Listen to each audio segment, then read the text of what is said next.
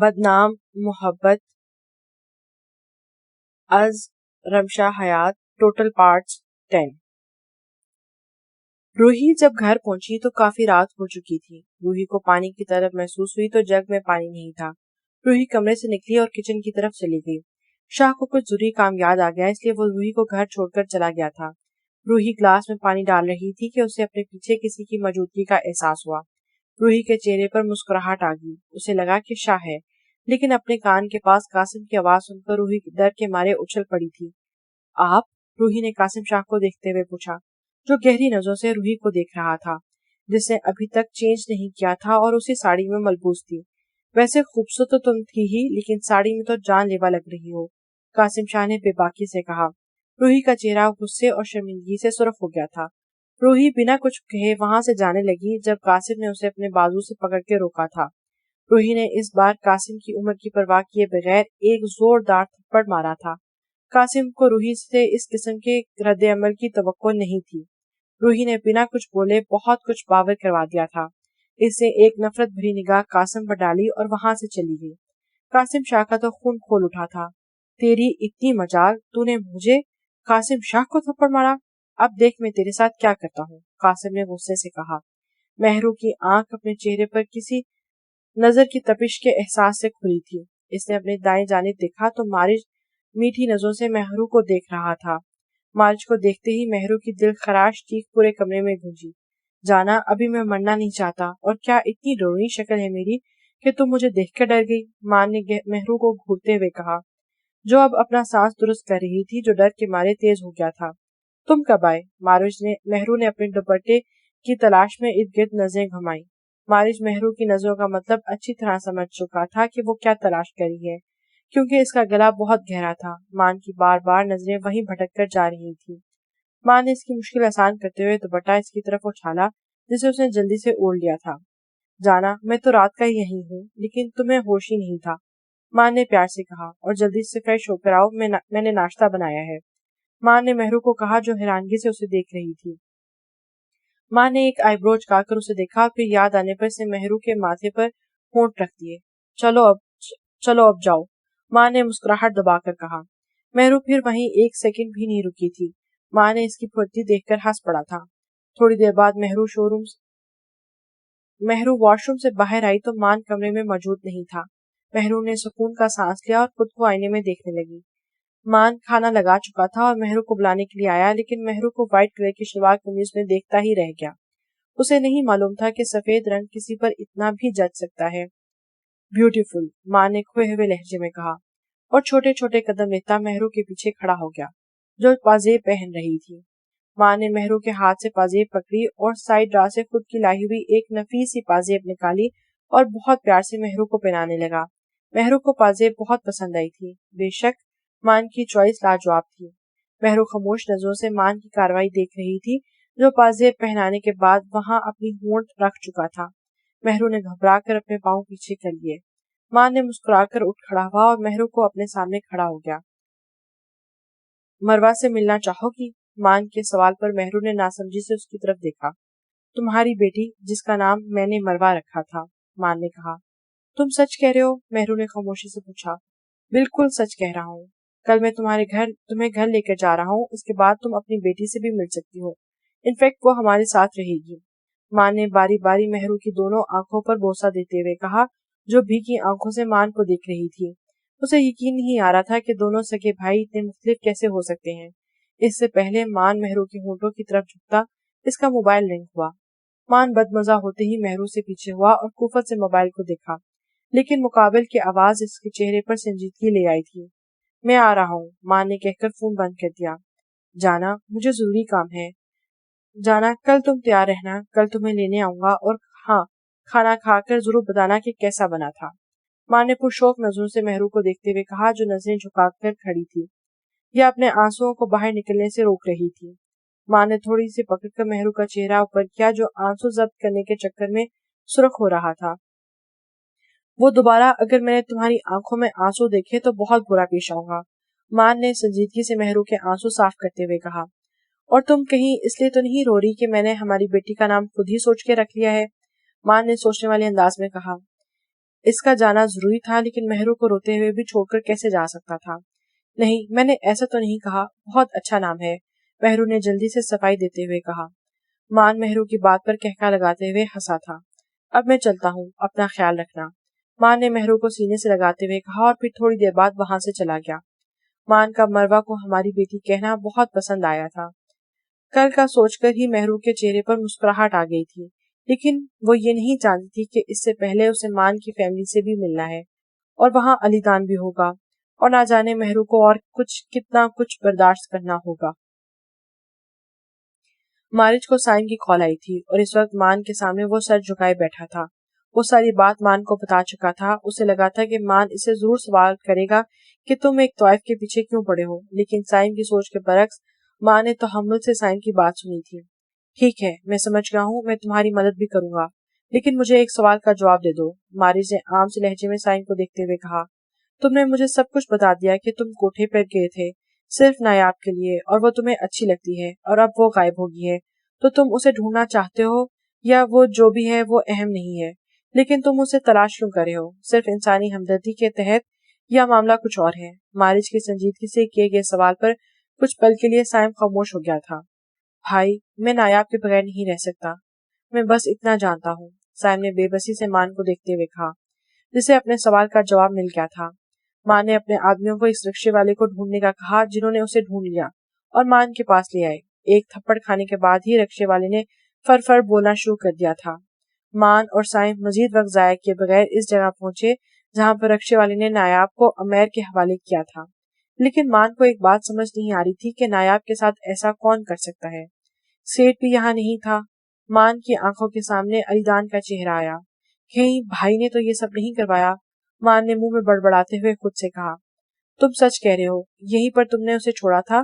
سائم نے پچھلی سیٹ پر بیٹھے رکشے والے سے پوچھا، جس نے فوراً ہی اسبات میں سر ہلایا۔ مان کے ایک تھپڑ سے اس کا جبڑا ہل گیا تھا، اور دوسرا تھپڑ وہ کھانا نہیں چاہتا تھا، اسے جلد ہی جواب دے رہا تھا۔ وہاں پر آس پاس کوئی ایسا گھر بھی نظر نہیں آیا، جگہ کافی سنسان تھی۔ مان نے اپنے موبائل سے علی دان اور امیر کی تصویر رکشے والے کو دکھائی۔ جس نے تمہیں پیسے دیے تھے، ان دونوں میں سے کوئی یہ تو نہیں تھا؟ مان نے موبائل رکشے والے کی طرف کرتے ہوئے پوچھا۔ صاحب، یہی وہ آدمی ہے جس نے مجھے پیسے دیے تھے، رکشے والے نے جلدی سے کہا۔ امیر۔ مان نے دان پیستے ہوئے امیر کا نام لیا۔ مان کے آدمیوں نے پہلے ہی امیر پر نظر رکھی ہوئی تھی، اس لیے اسے آسانی سے ڈھونڈا جا سکتا تھا۔ بھائی، یہ تو علی دان بھائی کا دوست ہے، یہ ایسا کیوں کرے گا؟ سائم نے حیرانگی سے پوچھا۔ سائم، تم بہت سی باتوں سے بھی واقف نہیں ہو، مان نے گاڑی سٹارٹ کرتے ہوئے کہا، اور امیر کے فلیٹ کی طرف گاڑی گھما دی، کیونکہ امیر کے پاس ہی ایک فلیٹ تھا جہاں وہ لڑکیوں کو لے کر آتا، یقیناً نایاب کو بھی وہیں لے کر گیا ہوگا۔ مارج بس ایک ہی دعا کر رہا تھا کہ نایاب ٹھیک ہو اور اس کے ساتھ کچھ غلط نہ ہوا ہو۔ اگر نایاب کو کچھ ہوتا تو مہرو کو بھی تکلیف پہنچے گی، اور مان اپنی بیوی کو کسی قسم کی تکلیف نہیں دینا چاہتا تھا۔ ارشمان جب گھر آیا تو سبھی سو رہے تھے۔ ارشمان اپنے گھر میں داخل ہونا ہی چاہتا تھا تو اس کی نظر بیڈ پر پڑی آنکھیں سوئی آرزو پر پڑی، جس نے چینج بھی نہیں کیا تھا اور ویسے ہی بیڈ سے ٹیک لگائے بیٹھنے والے انداز میں لیٹے سو رہی تھی۔ ارشمان کے قدم خود بخود آرزو کی طرف بڑھے۔ اس نے تو آرزو کی دلہن کے روپ میں دیکھا ہی نہیں تھا، لیکن اب آرزو کو دیکھ کر دھک سا رہ گیا تھا۔ وہ سچ میں بہت پیاری لگ رہی تھی۔ اس وقت ایک چہرے کی معصومیت ارشمان کو کوئی گستاخی کرنے پر اکسا رہی تھی۔ وہ جانتا تھا کہ اس نے آرزو کو بہت تکلیف پہنچائی ہے، لیکن وہ کرتا بھی کیا؟ ہر ایک چیز پر اس کا بدلہ حاوی ہو رہا تھا۔ ارشمان کا دل چاہا کہ آرزو کی لمبی اور گھنی پلکوں کو اپنی انگلی کے پوروں سے چھوئے۔ اس سے پہلے ارشمان اپنے دل کی خواہش پوری کرتا، آرزو نے اپنی آنکھیں کھول لی تھی اور ارشمان کو خود کے قریب دیکھ کر ایک دم گھبرا گئی۔ ارشمان نے وہیں سے اپنا ہاتھ پیچھے کر لیا تھا اور سنجیدگی سے آرزو کو دیکھنے لگا۔ وہ اپنی نظروں کا زاویہ تبدیل کرنا چاہتا تھا، لیکن نہیں کر سکا۔ تم یہاں میرے بیڈ پر کیا کر رہی ہو؟ ارشمان کی سنجیدگی سے پوچھے گئے سوال نے آرزو کو مزید حیرت میں دھکیلا تھا۔ گول گپے لگائے ہوئے ہیں میں نے، لینا پسند کریں گے آپ؟ کیونکہ مجھے آپ کے کمرے سے بہتر کوئی کمرہ نہیں لگا جہاں میں اپنا کاروبار کر سکتی، آرزو نے تڑک کر جواب دیا اور وہاں سے اٹھ گئی۔ آرزو کی بے دکی بات پر ارشمان کے چہرے پر مسکراہٹ آ گئی تھی، جسے اس نے آرزو کو دیکھنے سے پہلے ہی چھپا لیا تھا۔ آرزو نے ارشمان کو گھوری سے نوازا اور چینج کرنے چلی گئی۔ ارشمان وہیں بیڈ پر آنکھیں موندے لیٹ گیا تھا۔ پوری رات نہ سونے کی وجہ سے اس کے سر میں شدید درد ہو رہا تھا۔ अमेर नायाब को घसीटते हुए बेड तक ला रहा था जब इसने पूरा जोर लगाकर अमेर को धक्का दिया, जो दीवार के साथ जा लगा था। नायाब ने इर्द गिर्द किसी चीज के लिए नजर दोहराई। वहां टेबल पर उसे फल वाली टोकरी में चाकू नजर आया, जिससे उमैर फल काट रहा था और नायाब के उठने का इंतजार कर रहा था। नायाब ने इस चाकू को पकड़ा और अपनी कलाई पर रख दिया। उमैर ने गुस्से में उसे देखा। अगर तुमने मेरे पास आने की कोशिश की तो मैं अपनी जान ले लूंगी, नायाब ने भीगे हुए लहजे में कहा। उसे उमैर से बचने का एक ही रास्ता नजर आया था, लेकिन उमैर को मुतमईन खड़ा देखकर नायाब ने चाकू पर गिरफ्त मजबूत की। इससे पहले कि वो अपनी नस काटती, पीछे खड़े अलीदान ने इसके मुंह पर रुमाल रखकर उसे बेहोश कर दिया था। नायाब वहीं जमीन पर गिर गई थी। तेरे से एक लड़की नहीं संभाली जाती। अगर मैं ना आता तो ये अपनी जान ले चुकी होती, अलीदान के उमैर को घूरते हुए कहा, जो अब नायाब के पास बैठकर इसके चेहरे को देखकर कमीनगी से हंस रहा था। वो तो सब ठीक है, लेकिन तू यहाँ क्या कर रहा है? उमैर ने नायाब के चेहरे से बाल पीछे करते हुए पूछा। जो वो नायाब को यहाँ लाया था तो इसने अलीदान को बता दिया था। साइम इसका दवाना है और जब ये गायब होगी तो इसे पागलों की तरह तलाश कर रहा है। मान भी इसके साथ है और जहां तक मुझे लगता है वो लोग यहीं आते होंगे, क्योंकि रक्शे वाला भी गायब है। इसका मतलब वो मान के हाथ लग चुका है, अलीदान ने संजीदगी से कहा। उमैर घबराकर नायाब से दूर हुआ और अलीदान के सामने खड़ा होकर पूछने लगा, अब क्या होगा मान? मुझे तो अपनी जान बहुत प्यारी है। और मान को कैसे मालूम हुआ इसे मैंने अगवा किया है? उमैर ने परेशानी से पूछा। मान बहुत पहुंची हुई चीज है। मुझे कोठे से मालूम हुआ है कि साइम नायाब को ढूंढ रहा है और यकीनन साइम मान के पास मदद के लिए गया होगा, क्योंकि वो अच्छे से जानता है कि मान ही उसकी मदद कर सकता है। जो मैं कहता हूँ तुम वही करोगे, और अगर तुमने मान को सच बता दिया और अगर वो तुम्हें जिंदा छोड़ भी देता है तो मैं तुम्हें जान से मार दूंगा, अलीदान ने धमकी देते हुए कहा, क्योंकि वो अपने भाई की नजरों में गिरना नहीं चाहता था। फिर उमैर ने वही कुछ किया जो उसे अलीदान ने करने को कहा। अलीदान ने नायाब को वहां से लेकर चला गया था। थोड़ी देर बाद साइम और मान दोनों ही उमैर के फ्लैट में दाखिल हुए थे और पहले आराम से नायाब के बारे में पूछा, लेकिन जब उमैर ने कहा कि उसे नहीं मालूम तो फिर साइम ने अपना सारा गुस्सा उमैर पर निकाला था। मारिद खड़ा संजीदगी से उमैर को देख रहा था। काफी मार खाने के बाद भी उमैर ने अपना मुंह नहीं खोला तो साइम ने उमैर के मुंह पर घूंसे मारते हुए पूछा था, नायाब कहाँ है? उसका दिल कह रहा था कि अभी उस बंदे की जान ले ले। साइम ने उसे इतना मारा था कि उसके खलक से आवाज भी निकल नहीं रही थी। बोल कमीने इंसान, कहाँ है नायाब, वरना तेरी बोटी बोटी कुत्तों को खिला दूंगा, साइम ने उमैर का गिरेबान पकड़ते हुए गुस्से से कहा। उमैर ने अपनी बंद होती आंखों को बमुश्किल खोलकर साइम को देखा, जो सुर्ख होती आंखों से उसे देख रहा था, जैसे आंखों ही से उमैर को भस्म कर देगा। उमैर की दोनों आंखें भी सूजी हुई थी, जिसकी वजह से वो पूरी आंखें खोल नहीं पा रहा था। वो मर चुकी है, उमैर ने आहिस्ता आवाज में कहा। साइम को लगा उसने गलत सुना है। क्या बकवास कर रहे हो? साइम ने दहाड़ते हुए कहा, जबकि दिल इतनी जोर से धड़का जैसे सीना फाड़ कर बाहर आ जाएगा। वो मर चुकी है, इस बार उमैर ने ऊंची आवाज में कहा, और यहीं पर साइम की गिरफ्त हल्की हुई और उमैर जमीन पर जा गिरा था। वो कैसे मर सकती है, बताओ मुझे, मारिस ने अगले बढ़ते हुए उमैर को गर्दन से पकड़ते हुए सद लहजे में पूछा। वो कब से खड़ा साइम को देख रहा था, जो गुस्से में एक अलग ही साइम बन गया था। मुझसे बचने के लिए इसने मेरी आंखों के सामने अपने हाथ की नस काट ली। मुझे कुछ समझ नहीं आया तो मैंने इसकी लाश को पानी में फेंक दिया, और मैंने खुद को मारिद से आजाद करते हुए कहा। जैसा अलीदान ने कहा था मैंने वैसा ही सब कुछ किया था, और अलीदान को पूरा यकीन था कि मान यकीन भी कर लेगा, लेकिन शायद वो अभी तक अपने भाई की नेचर से पूरी तरह वाकिफ नहीं हुआ था। उमैर को लग रहा था कि अगर मान ने थोड़ी देर इसकी गर्दन को मजीद पकड़े रखा तो वो सांस न आने की वजह से मर जाएगा। साइम को अपनी टांगों से जान निकलती हुई महसूस हुई थी और लड़खड़ाता वो ही जमीन पर बैठ गया था। अगर तुझे लगता है कि मैं तेरी बात पर यकीन कर लूंगा तो ये तेरी भूल है, बारिश ने सर्द लहजे में उमैर को देखते हुए कहा। इसकी आंखों के सर्दपन देखकर उमैर को खौफ महसूस हुआ था। अब तो अपने मुंह से ही सच उगलेगा। साइम, नायाब जिंदा है, मुझे पूरा यकीन है ये कमीना इंसान झूठ बोल रहा है, मारिज ने करख्त आवाज में पहले उमैर और फिर आखिरी बात साइम को देखते हुए कही थी। मान की बात ने साइम में थोड़ी हिम्मत पैदा की थी।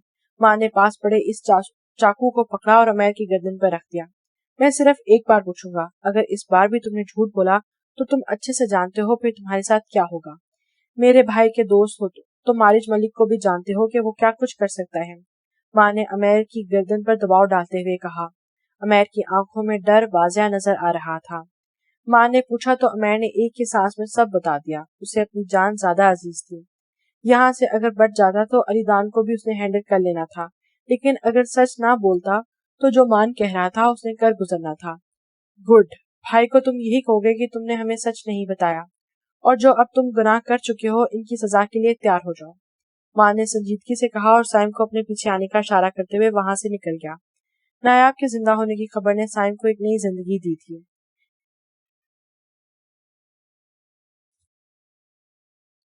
आकिफ मार्केट आ गया था। घर में बैठा बोर हो रहा था, इसलिए गाड़ी की चाबी लिए घर से निकल गया। आकिफ की अचानक नजर एजल पर पड़ी, जो शायद अकेली खड़ी फोन पर बात कर रही थी। आकिफ के चेहरे पर मुस्कुराहट आ गई। वो चलता हुआ एजल के सामने खड़ा हो गया। एजल ने चौंक कर आकिफ को देखा तो इससे अपने सामने देखकर घबरा गई। इसका घबराना आकिफ ने भी महसूस किया था। कैसी हो? आकिफ ने मुस्कुराते हुए पूछा। सर, मैं ठीक हूँ, अब मुझे चलना चाहिए, एजल ने घबरा कर इर्द गिर्द देखते हुए कहा, जैसे किसी के आने का डर हो, और वहां से जाने लगी। आकिफ ने एजल का हाथ पकड़ा और उसे रोका। एजल ने आंखें फाड़कर आकिफ को देखा। ये ऑफिस नहीं है और मैं यहाँ तुम्हारा बॉस नहीं, तो क्या अब हम डेट पर जा सकते हैं? आकिफ ने आंखों में शोखे लिए पूछा। वो नहीं जानता था इसका मजा एजल के लिए कितनी बड़ी मुश्किल पैदा करने वाला है। एजल ने आकिफ के पीछे खड़े अपने भाई को देखा, जो आंखों में नफरत लिए एजल को देख रहा था। इससे पहले एजल कुछ कहती वो वहां से चला गया। एजल ने बेबसी से आकिफ को देखा, जो खुद हैरान था, जिसके चेहरे पर डर था। एजल के तासरात देखकर इसने अपने पीछे मुड़कर देखा तो वहां कोई भी नहीं था, लेकिन इससे ज्यादा एजल खुद खड़ा नहीं रख पाई थी और वही आकिफ की बाहों में झूल गई थी। भाई, हम कहाँ जा रहे हैं? साइम ने बेचैनी से पूछा। वो कब से खामोश बैठा था, अब इसकी हिम्मत जवाब दे चुकी थी। घर, माँ ने एक लफ्ज में जवाब दिया और खामोश हो गया। घर? लेकिन नायाब? साइम ने परेशानी से पूछा। नायाब रात तक कोठे पर होगी, सही सलामत, तुम परेशान ना हो, मान ने कहा और गाड़ी रोक दी। लेकिन भाई, साइम ने कुछ कहना चाहा, लेकिन मान की बात ने उसे खामोश करवा दिया। तुमने मुझ पर भरोसा किया है, मुझसे मदद के लिए कहा, थोड़ा सा सब्र मजीद कर लो। मारिज मलिक कभी भी अपने भाई को मायूस नहीं करेगा। मान के लहजे ने यकीन भी था और साइम को खामोश होने पर मजबूर कर दिया था। ठीक है भाई, अपना ध्यान रखिएगा, साइम ने कहा और गाड़ी से निकल गया। मान ने गाड़ी अलीदान के फार्म हाउस की तरफ मोड़ ली थी। थोड़ी देर बाद इसका मोबाइल रिंग हुआ था। बोलो, मान ने संजीदगी से कहा। सर, आपके भाई फार्म हाउस के लिए निकल चुके हैं, मान के आदमी ने कहा।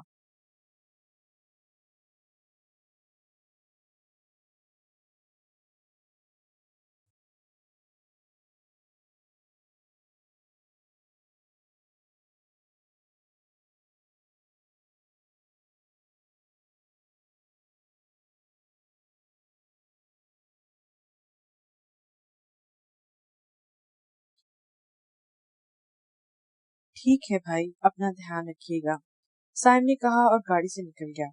माँ ने गाड़ी अलीदान के फार्म हाउस की तरफ मोड़ ली थी। थोड़ी देर बाद इसका मोबाइल रिंग हुआ था।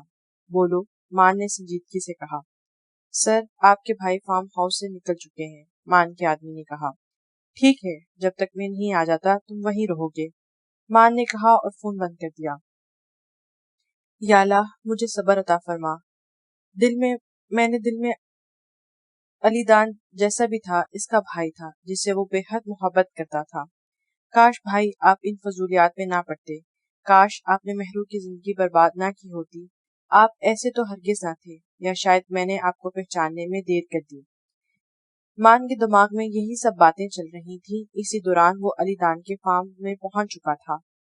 मान गाड़ी से बाहर निकला। इसके दो आदमी मान को देखते ही भागकर इसके पास आए। तुम लोग जाओ, मान ने अपने ग्लासेस उतारते हुए हुक्माना लहजे में कहा और खुद फार्म हाउस में दाखिल हुआ। यकीनन नायाब को अलीदान ने अपने रूम में रखा होगा, इसलिए वो सीधा इसके रूम में गया था। नायाब होशो हवास से बेगाना बिना दुपट्टे के लेटी हुई थी। मारिस ने अपनी नजरों का रुख तब्दील कर लिया और वहां से कंबल उठाकर नायाब पर डाला। अब इसे समझ नहीं आ रहा था कि किस तरह उसे जगाए। एक दो बार आवाज देने के बाद भी जब नायाब नहीं उठी तो मान ने पास पड़े जग का सारा पानी इस पर गिरा दिया। नायाब हड़बड़ाकर उठ बैठी थी। और ना समझी से मान को देखने लगी, जिसने अपनी चादर इसकी तरफ बढ़ाई थी। उसे जल्दी से ले लो, हमें यहाँ से निकलना है, मान ने संजीदगी से कहा। नायाब ने बिना कोई सवाल पूछे चादर को ओढ़ा और उठ खड़ी हुई। वो नहीं जानती थी कि वो इस वक्त कहाँ पर है और कैसे यहाँ आई, लेकिन मान पर वो भरोसा कर सकती थी, क्योंकि थोड़ा बहुत तो उसे जानती ही थी कि वो किस तरह का है। गाड़ी में दोनों के दरमियान खामोशी छाई रही। माँ ने दोबारा नायाब की तरफ देखने की कोशिश नहीं की थी। मेहरू को तुम इस बारे में कुछ नहीं बताओगी, माँ ने कोठे के सामने गाड़ी रोकते हुए कहा। साइमी की बदौलत मैं तुम्हें तलाश कर सका हूँ, वो बहुत परेशान था। अगर इसका नंबर तुम्हारे पास है तो इससे बात कर लेना। मान ने साइम का नाम जानबूझकर लिया था ताकि नायाब के दिल में इसके लिए थोड़ी बहुत हमदर्दी पैदा हो सके, क्योंकि वो साइम की आंखों में नायाब के लिए दीवानगी देख चुका था। लेकिन साइम का और आपका आपस में क्या ताल्लुक है? नायाब ने हैरानगी से पूछा। वो मेरा भाई है, माँ ने सामने दिखते हुए कहा। ये बात नायाब के लिए हैरानकुन थी, लेकिन इससे मजीद सवाल नहीं पूछा और मान का शुक्रिया अदा करके गाड़ी से निकल गई थी। मान का इरादा मेहरू के पास जाने का था, क्योंकि वो आज ही मेहरू को घर लेकर जाना चाहता था। आरजू के बेहोश होने पर आकिफ एकदम घबरा गया था। उसे कुछ आइजल के बेहोश होने पर आकिफ एकदम घबरा गया था। उसे कुछ समझ नहीं आ रहा था कि आइजल को अपनी बाहों में उठाकर अपनी गाड़ी तक ले आया। इसने आइजल की गाल को थपथपाया और पानी के छींटे इसके मुंह पर मारे, जिस पर एजल ने अपनी मंदी मंदी आंखें खोलकर आकिफ को देखा, जो परेशानी से एजल को देख रहा था। लेकिन जैसे ही इसके आंखों के सामने कुछ देर पहले वाला वाकया घूमा तो फौरन सीधी होकर बैठ गई। तुम ठीक हो? आकिफ ने पूछा। मुझे घर जाना है, एजल ने आकिफ की बात को इग्नोर करते हुए कहा और गाड़ी का दरवाजा खोलने लगी। कहाँ जा रही हो? मैं छोड़ देता हूँ, आकिफ ने जल्दी से कहा और गाड़ी स्टार्ट कर दी। गाड़ी रोको, एजल ने गुस्से में कहा। पहले ही आकिफ इसके लिए बहुत बड़ी मुश्किल खड़ी कर चुका था। खामोशी से बैठी रहो, आकिफ ने संजीदगी से कहा। एजल को रोना आ रहा था। वो जानती थी कि इसके साथ क्या होने वाला है। आज इतने दिनों बाद इसके भाई ने इससे प्यार से बात की थी और शॉपिंग करवाने लाया था। इसकी भाभी भी साथ ही थी, जो मुंह बनाए चल फिर रही थी। आज एजल बहुत खुश थी, लेकिन आकिफ ने सब कुछ बिगाड़ दिया। एजल का मोबाइल रिंग हुआ तो ऑफिस से कॉल थी।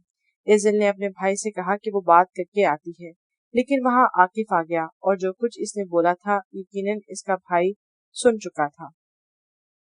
आकिफ ने एजल के घर के पास गाड़ी रोकी। एजल ने जल्दी से दरवाजा खोला और गाड़ी से निकल गई। आकिफ इसको देखता ही रह गया। देखा, कहती थी ना इस लड़की के चाल चलन ठीक नहीं, लेकिन आप कहाँ मेरी बात सुनते हैं। आज आपने खुद अपनी आंखों से देख लिया और सुन भी लिया, अभी भी आपको यकीन नहीं आ रहा। देखो कितनी बेशर्म है, इस लड़के के साथ गाड़ी में आई है, उसे हमारी इज्जत की भी परवाह नहीं। भाभी से जहां तक हो सका था उसने अपने शौहर को उसके बहन के खिलाफ भड़का दिया था। एजल घर में दाखिल हुई जब इसका दिल सूखे पत्ते की मानित कांप रहा था। इसका भाई उसे गाड़ी से निकलते हुए देख चुका था। वो खिड़की के पास ही खड़ा था। एजल अपने कमरे में चली गई। उसे पूरा यकीन था कि इसका भाई जरूर इस पर गुस्सा करेगा, लेकिन ऐसा कुछ नहीं हुआ। पूरे घर में खामोशी छाई हुई थी। शायद ये तूफान आने से पहले की खामोशी थी। हैरानगी तो एजल की भाभी को भी बहुत हुई। इसके शौहर ने एजल को कुछ नहीं कहा, लेकिन ये तो वक्त ही बताने वाला था कि एजल के साथ क्या होने वाला है। मारिस ने साइम को बता दिया था कि नायाब बिल्कुल ठीक है और वो कोठे पर है। साइम, जो पहले ही मान की कॉल का इंतजार कर रहा था, फौरन नायाब से मिलने के लिए निकल पड़ा। मान रात होने से पहले ही नायाब को वापस ले आया था। तू कहाँ चली गई थी? जानती है मैं कितनी परेशान हो गई थी, सलमा ने नायाब को गले लगाते हुए कहा। तो नायाब ने सलमा को सब कुछ बता दिया, जो अमेर के साथ अलीदान को भी बददुआएं दे रही थी। लेकिन नायाब ने सलमा को भी कह दिया था कि ये बात किसी और को पता नहीं चलनी चाहिए, और मेहरू को तो हरगिज नहीं। नायाब ने संजीदगी से कहा। आज का रक्स तू करेगी या किसी और को कह दूं? सलमा ने नायाब से पूछा। मैं ही करूंगी, नायाब ने कहा और फिर अपने कमरे में चली गई। थोड़ी देर आराम करने के बाद पार्लर वाली उसे मेकअप करने के लिए आ गई थी। मेकअप के बाद नायाब आईने के सामने खड़ी अपनी फ्रॉक की बैक डोरियों को बंद करने की कोशिश कर रही थी। जब खुद से नहीं हुआ तो इसने बाहर से किसी लड़की को बुलवाने का सोचा, लेकिन पीछे मुड़ते ही नायाब किसी दीवार के साथ जा टकराई थी। सर तो इसका पहले ही दर्द कर रहा था। नायाब ने गुस्से से टकराने वाली की तरफ देखा तो साइम को देखकर इसका गुस्सा कहीं गायब हो गया था। سائم نے نایاب کے چہرے کو اپنی نظروں کے حصار میں لیا ہوا تھا۔ سائم نے بے خودی کے عالم میں نایاب کے چہرے کو اپنے ہاتھوں سے چھوا، جو بنا آنکھیں چپکائے سائم کو دیکھ رہی تھی۔ تم ٹھیک ہو؟ سائم کی آواز نایاب کے کانوں میں پڑی تو وہ ہوش کی دنیا میں لوٹی۔ نایاب نے سر اسبات میں ہلا دیا۔ تم جانتی ہو مجھے تمہارے غائب ہونے کا پتہ چلا تو میں کتنا گھبرا گیا۔ اگر مان بھائی میری مدد نہ کرتے تو میں کبھی بھی تمہیں دوبارہ اپنی آنکھوں کے سامنے دیکھ نہ پاتا۔ سائم نے نایاب کی آنکھوں میں دیکھتے ہوئے کہا۔ مجھے جانا ہے، نایاب نے سائم کی نظروں سے گھبرا کر کہا اور اپنا رخ آئینے کی طرف کر لیا۔ سائم کی نظر ان ڈوریوں پر پڑی جو کھلی ہوئی تھی۔ سائم ہلکا سا مسکرایا، ان ڈوریوں کو باندھنے لگا۔ نایاب وہیں بت کر کے کھڑی ہو گئی تھی۔ ڈوریوں کو باندھنے کے بعد نایاب کی بیک کافی حد تک کور ہو گئی تھی۔ سائم نے سامنے میں آئینے میں نایاب کو دیکھا جو بلیک کلر کے فراک میں سیدھی سائم کے دل میں اتر رہی تھی۔ ہمارا آج ہی نکاح ہوگا، سائم نے نایاب کے کان کے پاس سرگوشی کرتے ہوئے کہا۔ سائم کی بات پر نایاب نے اس کی طرف دیکھا جو میٹھی نظروں سے نایاب کو ہی دیکھ رہا تھا۔ سائم نے نایاب کا رخ خود کی طرف کیا جو نظریں جھکا گئی۔ ان چند گھنٹوں میں جب مجھے تم نظر نہیں آئی تو مجھے لگا میں نے اپنی زندگی کی سب سے قیمتی چیز کو کھو دیا ہے۔ پہلے میرا ارادہ اپنی فیملی سے بات کرنے کا تھا، لیکن اب میں مزید دیر نہیں کرنا چاہتا۔ سائم نے تھوڑی سے پکڑ کر نایاب کا چہرہ اوپر کرتے ہوئے کہا، کیا تم ہمیشہ مجھ سے ایسی محبت کرو گے؟ نایاب نے سنجیدگی سے پوچھا، جس پر سائم ہلکا سا مسکرا پڑا تھا۔ میری محبت میں کبھی کمی نہیں آئے گی، اگر آزمانا چاہتی ہو تو آزما سکتی ہو، سائم نے مسکرا کر کہا۔ میں نکاح کا انتظام کر کے آتا ہوں اور تم رقص نہیں کرو گی، سائم نے حکمانہ لہجے میں کہا اور کمرے سے نکل گیا۔ اسے مان کو فون کیا اور نکاح کا بتایا۔ مان نے اسے نایاب کو اس گھر میں لانے کا کہا جہاں مہرو تھی۔ شاہ، مجھے آپ سے بات کرنی ہے، روحی نے سرد لہجے میں کہا جو فون پر کسی سے بات کر رہا تھا۔ روحی کے لہجے کی سرد پن کو شاہ نے بھی محسوس کیا تھا۔ میں بعد میں بات کرتا ہوں، شاہ نے کہا، موبائل بند کیا اور اب اس کی ساری توجہ کا مرکز روحی تھی جو سنجیدگی سے شاہ کو دیکھ رہی تھی۔ کیا بات کرنی ہے؟ شاہ نے بھی سنجیدگی سے پوچھا۔ مجھے آپ کے ڈیڈ کے بارے میں بات کرنی ہے، روحی نے ہمت پیدا کرتے ہوئے کہا۔ وہ جانتی تھی کہ شاہ اس پر غصہ کرے گا اور اس پر یقین بھی نہیں کرے گا، لیکن پھر بھی وہ بتانا چاہتی تھی۔ ڈیڈ؟ ریان نے کہا اور روحی کو بازو سے کھینچ کر خود کے قریب کھڑا ہوا۔ شاہ، وہ میں روحی کو سمجھ نہیں آ رہا تھا کہ کس طرح بات کا آغاز کرے۔ میں سن رہا ہوں، شاہ نے روحی کی آنکھوں میں دیکھتے کہا جہاں پر ڈر صاف نظر آ رہا تھا۔ مان مہرو کے پاس گیا جو شاید کچن میں کچھ بنانے کی کوشش کر رہی تھی۔ گھر میں بیٹھی بور ہو رہی تھی، اس لیے اس نے کچھ بنانے کا سوچا تھا۔ مان نے پورے گھر میں مہرو کو تلاش کیا، جب وہ اسے کہیں نظر نہیں آئی تو کچن کی طرف آیا جہاں سے برتنوں کی آواز آ رہی تھی۔ مان سینے پر ہاتھ باندھے دروازے پر ہی کھڑا ہو گیا اور مہرو کو دیکھنے لگا جو اپنی بنائی ہوئی ڈش کو عجیب نظروں سے دیکھ رہی تھی۔ کیا ہوا جانا؟ ایسا کیا بنا لیا جسے تم اب اتنا گھور کر دیکھ رہی ہو؟ کاش اس ڈش کی جگہ میں ہوتا، مان نے مہرو کو پیچھے سے اپنے باہوں کے حصار میں لیتے ہوئے کہا۔ تم مجھے ڈرا دیتے ہو مارج، مہرو نے غصے میں کہا اور مان سے تھوڑا پیچھے کھسک کر کھڑی ہو گئی۔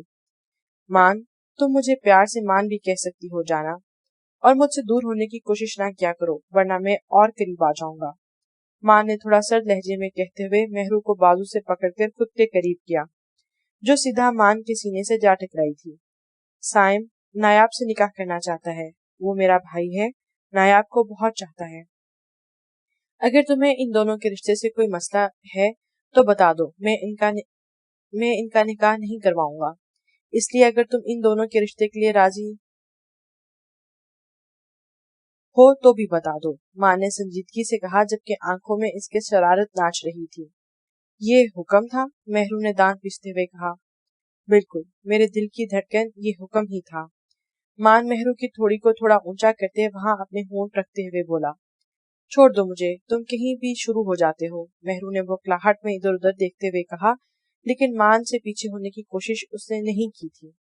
جانا، تمہیں میری ساری بدتمیزیوں کو برداشت کرنا ہوگا، کیونکہ میں تو باز نہیں آؤں گا، تمہیں ہی برداشت کرنا ہوگا، مان نے مسکراتے ہوئے کہا۔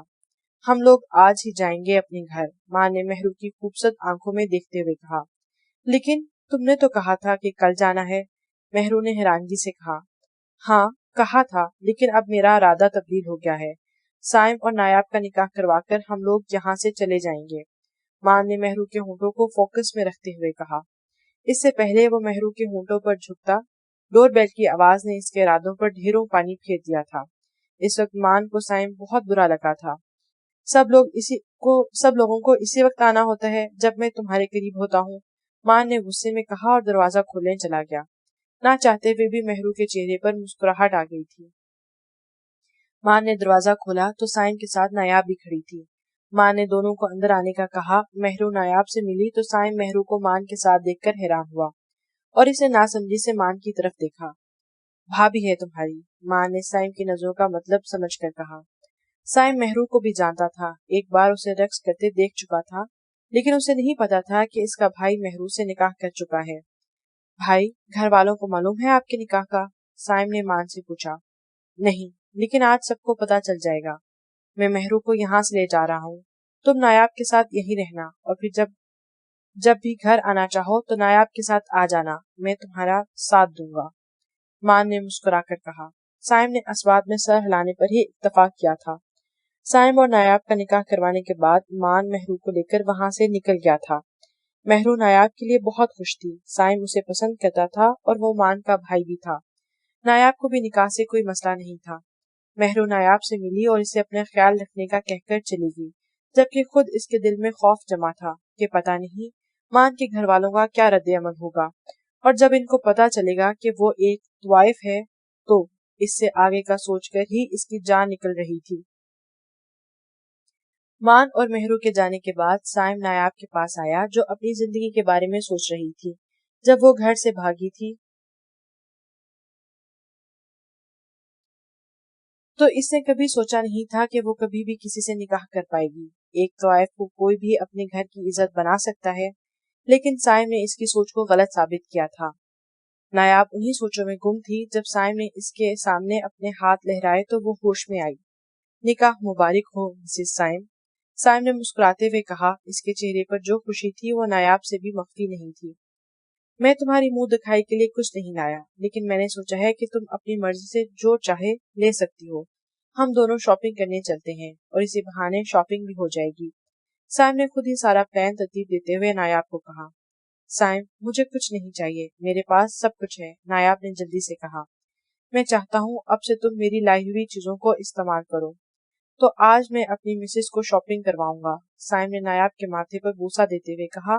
تم جانتی ہو نا تمہاری بری آنکھوں سے مجھے عشق ہے، سائم نے کہتے ہی نایاب کی دونوں آنکھوں پر باری باری بوسہ دیا۔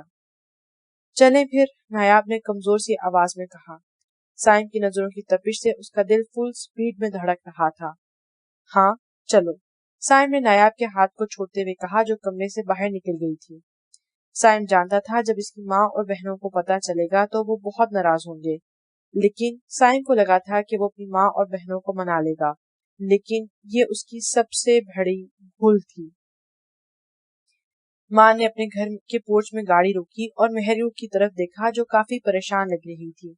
اندر جو کچھ بھی ہوگا وہ میرا اور میری فیملی کا معاملہ ہے، تم خاموش رہو گی اور میں تمہارے ساتھ ہوں اور ہمیشہ رہوں گا، مارج نے مہرو کو حوصلہ دیتے ہوئے کہا اور گاڑی سے باہر نکل گیا۔ مہرو نے مارج کو بازو سے پکڑ لیا تھا۔ مان نے ایک نظر مہرو کے ہاتھ کو دیکھا اور اس کے کان کے پاس سرگوشی کرتے ہوئے بولا، اگر ایسے ہی میرے ساتھ چپکو گی تو میں تمہیں سیدھا اپنے بیڈ روم میں لے جاؤں گا، مان نے شرارتی انداز میں کہا۔ مہرو نے اس کی بات کو نظر انداز کیا۔ اس کی جان پر بنی تھی، لیکن مان بالکل ہی بے فکر تھا۔ مان نے ساری فیملی کو گھر بلایا تھا کہ ایک ضروری بات کرنی ہے، اور اس وقت مان کی فیملی کے علاوہ عظیم اور کوثر کی فیملی بھی موجود تھی۔ مارج مہرو کے ساتھ گھر میں داخل ہوا۔ سب سے پہلے ان دونوں پر علی دان کی نظر پڑی اور وہ وہیں منجمد ہو گیا۔ مارج کو اسے کچھ زیادہ ہی ہلکے لے لیا تھا۔ مان نے اونچی آواز میں سب کو مشترکہ سلام کیا اور مہرو ابھی بھی مان کا بازو پکڑے ہوئے تھی۔ شاداب مان کے ساتھ ایک لڑکی کو دیکھ کر پوری بات سمجھ گیا تھا، لیکن باقی ابھی حیرانگی سے مان کو دیکھ رہے تھے، اور مارج ملک پوری شان و شوکت کے ساتھ اپنے باپ کے سامنے والے صوفے پر بیٹھ گیا تھا۔ مہرو بھی اس کے ساتھ ہی بیٹھی ہوئی تھی۔ مان، یہ کون ہے؟ سب سے پہلے رابعہ بیگم ہوش میں آئی۔ ماما، یہ آپ کی بہو ہے، مہر معراج ملک، میں اس سے نکاح کر چکا ہوں۔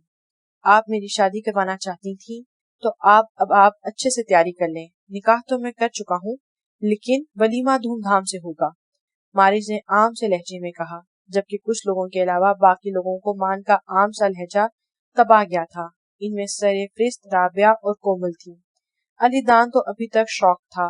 مان مہرو سے نکاح کر چکا تھا اور علی دان کو کانوں کان خبر نہیں ہوئی تھی.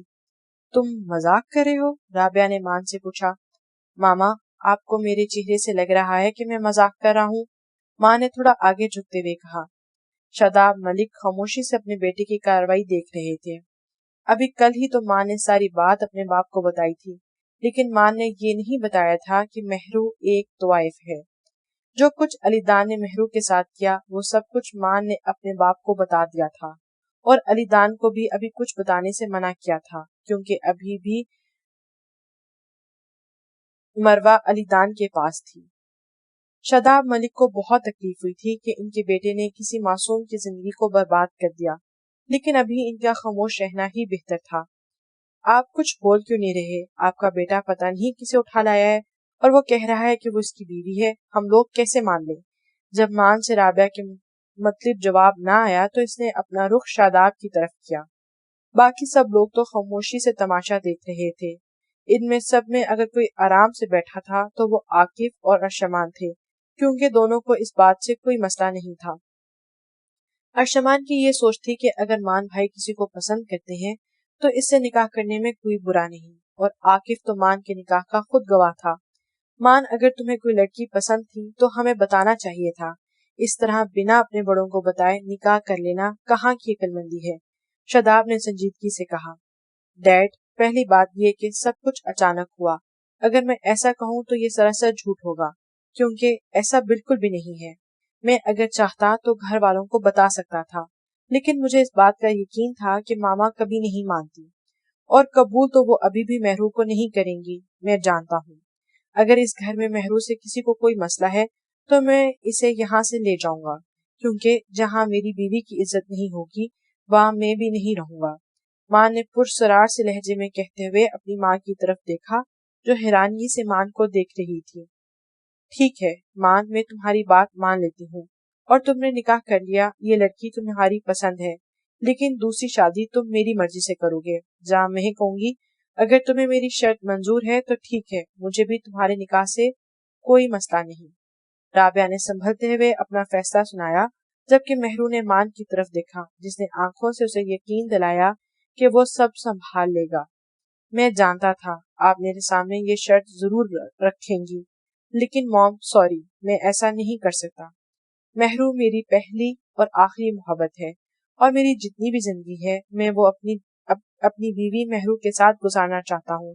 اس کے علاوہ مجھے کسی کے ساتھ کی ضرورت نہیں، اور آپ ویسی بھی کوئی حرکت نہیں کریں گی. میں آپ کی بات نہیں مانوں گا، اور میں کتنا ضدی ہوں آپ اچھے سے جانتی ہیں. ماں نے سرد لہجے میں کہتے ہوئے اپنے باپ کو دیکھا جو داد دیتی نظروں سے مان کو دیکھ رہا تھا. مہرو کے دل میں مان کے لیے مزید عزت بڑھ گئی تھی. اس نے تو کبھی سوچا بھی نہیں تھا کہ مان جیسا انسان اس کے نصیب میں لکھا ہوگا. لیکن مان، ہم تو جانتے بھی نہیں کہ یہ لڑکی کون ہے، کہاں سے آئی. میں کیسے اسے اپنی بہو تسلیم کر لوں؟ رابعہ نے بے یقینی کے عالم میں کہا. ان کو مان سے اس بات کی امید ہرگز نہیں تھی. موم، میں مہرو کو اچھی طرح جانتا ہوں، اور یہ کہاں سے آئی ہر چیز میرے علم میں ہے. آپ کو ٹینشن لینے کی ضرورت نہیں. اور اب میں اپنی بیوی کو اپنے کمرے میں لے کے جا رہا ہوں، بیچاری تھوڑا گھبرا رہی ہے. ماں نے مہرو کو اپنے ساتھ کھڑے کرتے ہوئے کہا. عاقف نے تو مان کے انداز پر ہی غش کھا کر گرنے والا ہو گیا تھا. ماں نے پھر بنا کسی کی طرف دیکھے مہرو کا ہاتھ پکڑا اور اسے اپنے کمرے میں لے گیا. سب سے پہلے علی دان غصے میں وہاں سے نکلا تھا. آپ نے اسے کچھ کہا کیوں نہیں؟ رابعہ نے شاداب کو دیکھتے ہوئے ناراضگی سے کہا. بیگم صاحبہ، وہ چھوٹا بچہ نہیں، اپنا اچھا اور برا بہتر طریقے سے جانتا ہے.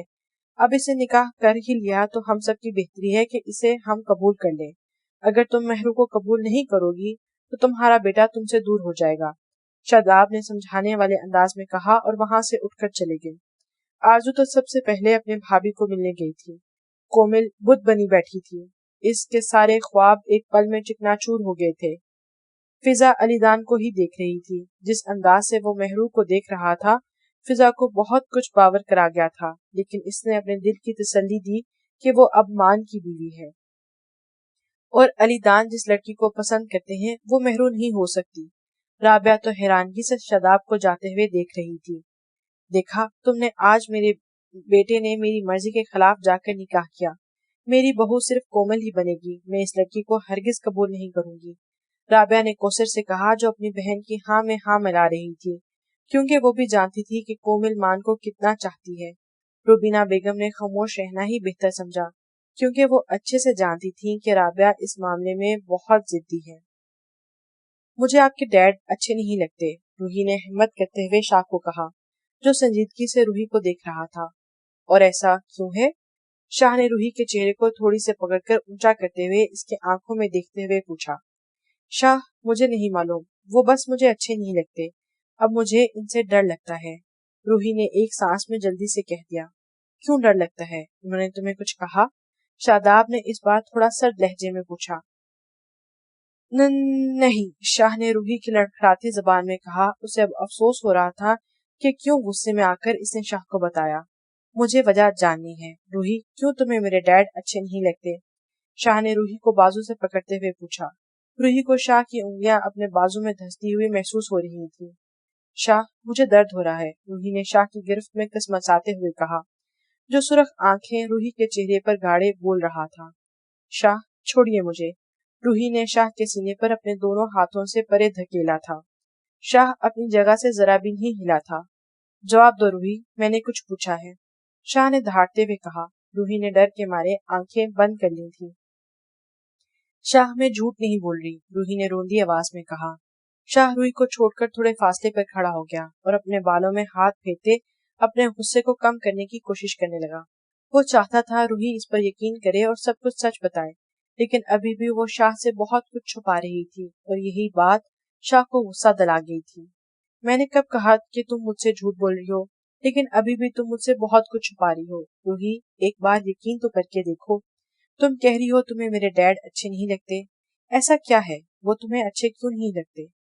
मुझे वजह नहीं बताओगी? हो सकता है मैं तुम्हारी मदद कर सकता हूँ, शाह ने संजीदगी से कहा और रूही सर झुकाए आंसू बहा रही थी। मैंने कहा था ना, तुम हमेशा से मैं तुम्हारे साथ खड़ा हूँ, लेकिन तुम्हें मुझ पर यकीन नहीं। यहाँ बात मेरे डैड की है, ना चाहते हुए भी तुम्हारी बात पर यकीन करने के लिए मुझे सबूत की जरूरत होगी, और अगर तुम मुझे बिना किसी सबूत के आकर मेरे डैड को बुरा कहोगी तो मैं कैसे यकीन करूंगा? बताओ मुझे, शाह ने रूही को अपने सीने से लगाते हुए प्यार से कहा। और फिर रूही ने रोते हुए शाह को सब कुछ बता दिया जो वो पहले से जानता था। शाह, मुझे लगा आप मुझ पर यकीन नहीं करेंगे, रूही ने सू सू करते हुए कहा।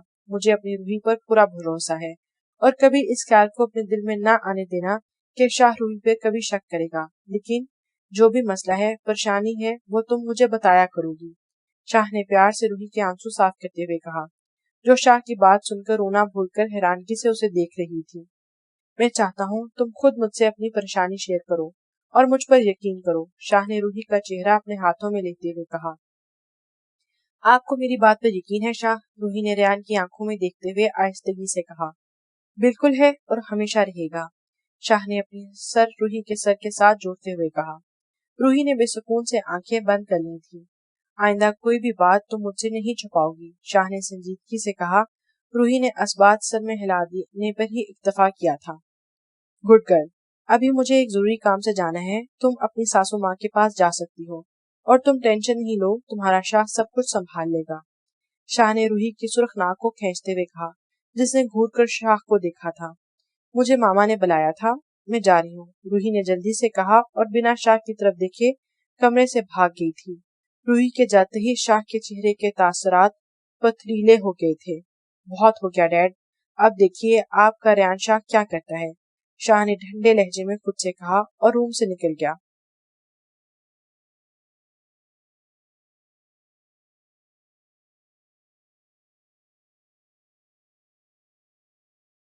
महरू, तुम ठीक हो? मां ने कमरे में आते ही महरू से पूछा, जो अब खुद को काफी हद तक संभाल चुकी थी।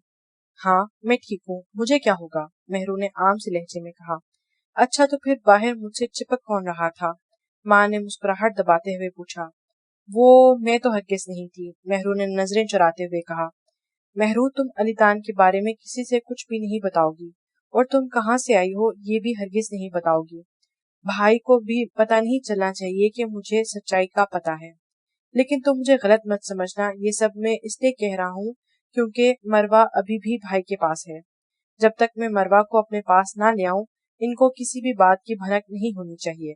اس کے بعد اگر کسی کو معلوم ہوتا بھی ہے تو فرق نہیں پڑتا، مان نے سنجیدگی سے کہا۔ مہرو کو مان کی بات سمجھ آ گئی تھی، لیکن اسے مایوسی بھی ہوئی تھی۔ کیا ہوا؟ مان نے مہرو کے مرجھائے ہوئے چہرے کو دیکھتے ہوئے پوچھا۔ مجھے لگا میری بیٹی آپ کے پاس ہے۔ میں مروہ کے بہت قریب پہنچ چکا ہوں اور میں نہیں چاہتا کہ اتنا قریب جا کے وہ مجھے نہ ملے، اس لیے میں چاہتا ہوں مروہ ہمارے پاس آ جائے، باقی سب میں بعد میں دیکھ لیں گے۔ میں بہت جلد مروہ کو تمہارے پاس لے آؤں گا، مان نے یقین دلاتے ہوئے کہا۔ اور ایک بات، موم کو تو تم باہر دیکھ ہی چکی ہو، تو جو بھی وہ کہتی ہیں ان کی بات کا برا نہ منانا، وہ دل کی بری نہیں، مان نے ہلکا سا مسکرا کر کہا۔ تم فکر مت کرو، ساسو ماں کا میں بہت اچھے سے خیال رکھوں گی، مہرو نے مسکراتے ہوئے کہا۔ اسے رابعہ کو دیکھ کر لگا ہی نہیں تھا کہ وہ مان کی ماں ہے۔ مان کو مہرو کی مسکراہٹ کچھ الگ لگی تھی، لیکن جو بھی تھا مہرو نے اس کی بات تو مان دی تھی۔ دروازے پر ہوتی دستک نے مان کو مزید کچھ بھی کہنے سے روکا تھا۔ بھائی، کیا میں بھابھی سے بات کر سکتی ہوں؟ آرزو کی ناراض سی آواز پر مان مسکرا پڑا تھا۔ بالکل، تمہاری بھابھی ہے، جب تک دل چاہے بات کر سکتی ہو، مان نے بھی مسکراتے ہوئے کہا۔ مہرو، یہ میری پیاری سی بہن ہے آرزو، مان نے پیار سے آرزو کی طرف دیکھتے ہوئے کہا، جو ابھی بھی ناراض تھی، اور میری گڑیا مجھ سے ناراض ہے، میں نے اسے اپنے نکاح کا نہیں بتایا، مان نے آرزو کے بال بکھیرتے ہوئے کہا۔ بھائی، آرزو نے دانت پیستے ہوئے کہا۔ مہرو کھڑی بہن کا بھائی بہن کا پیار دیکھ رہی تھی۔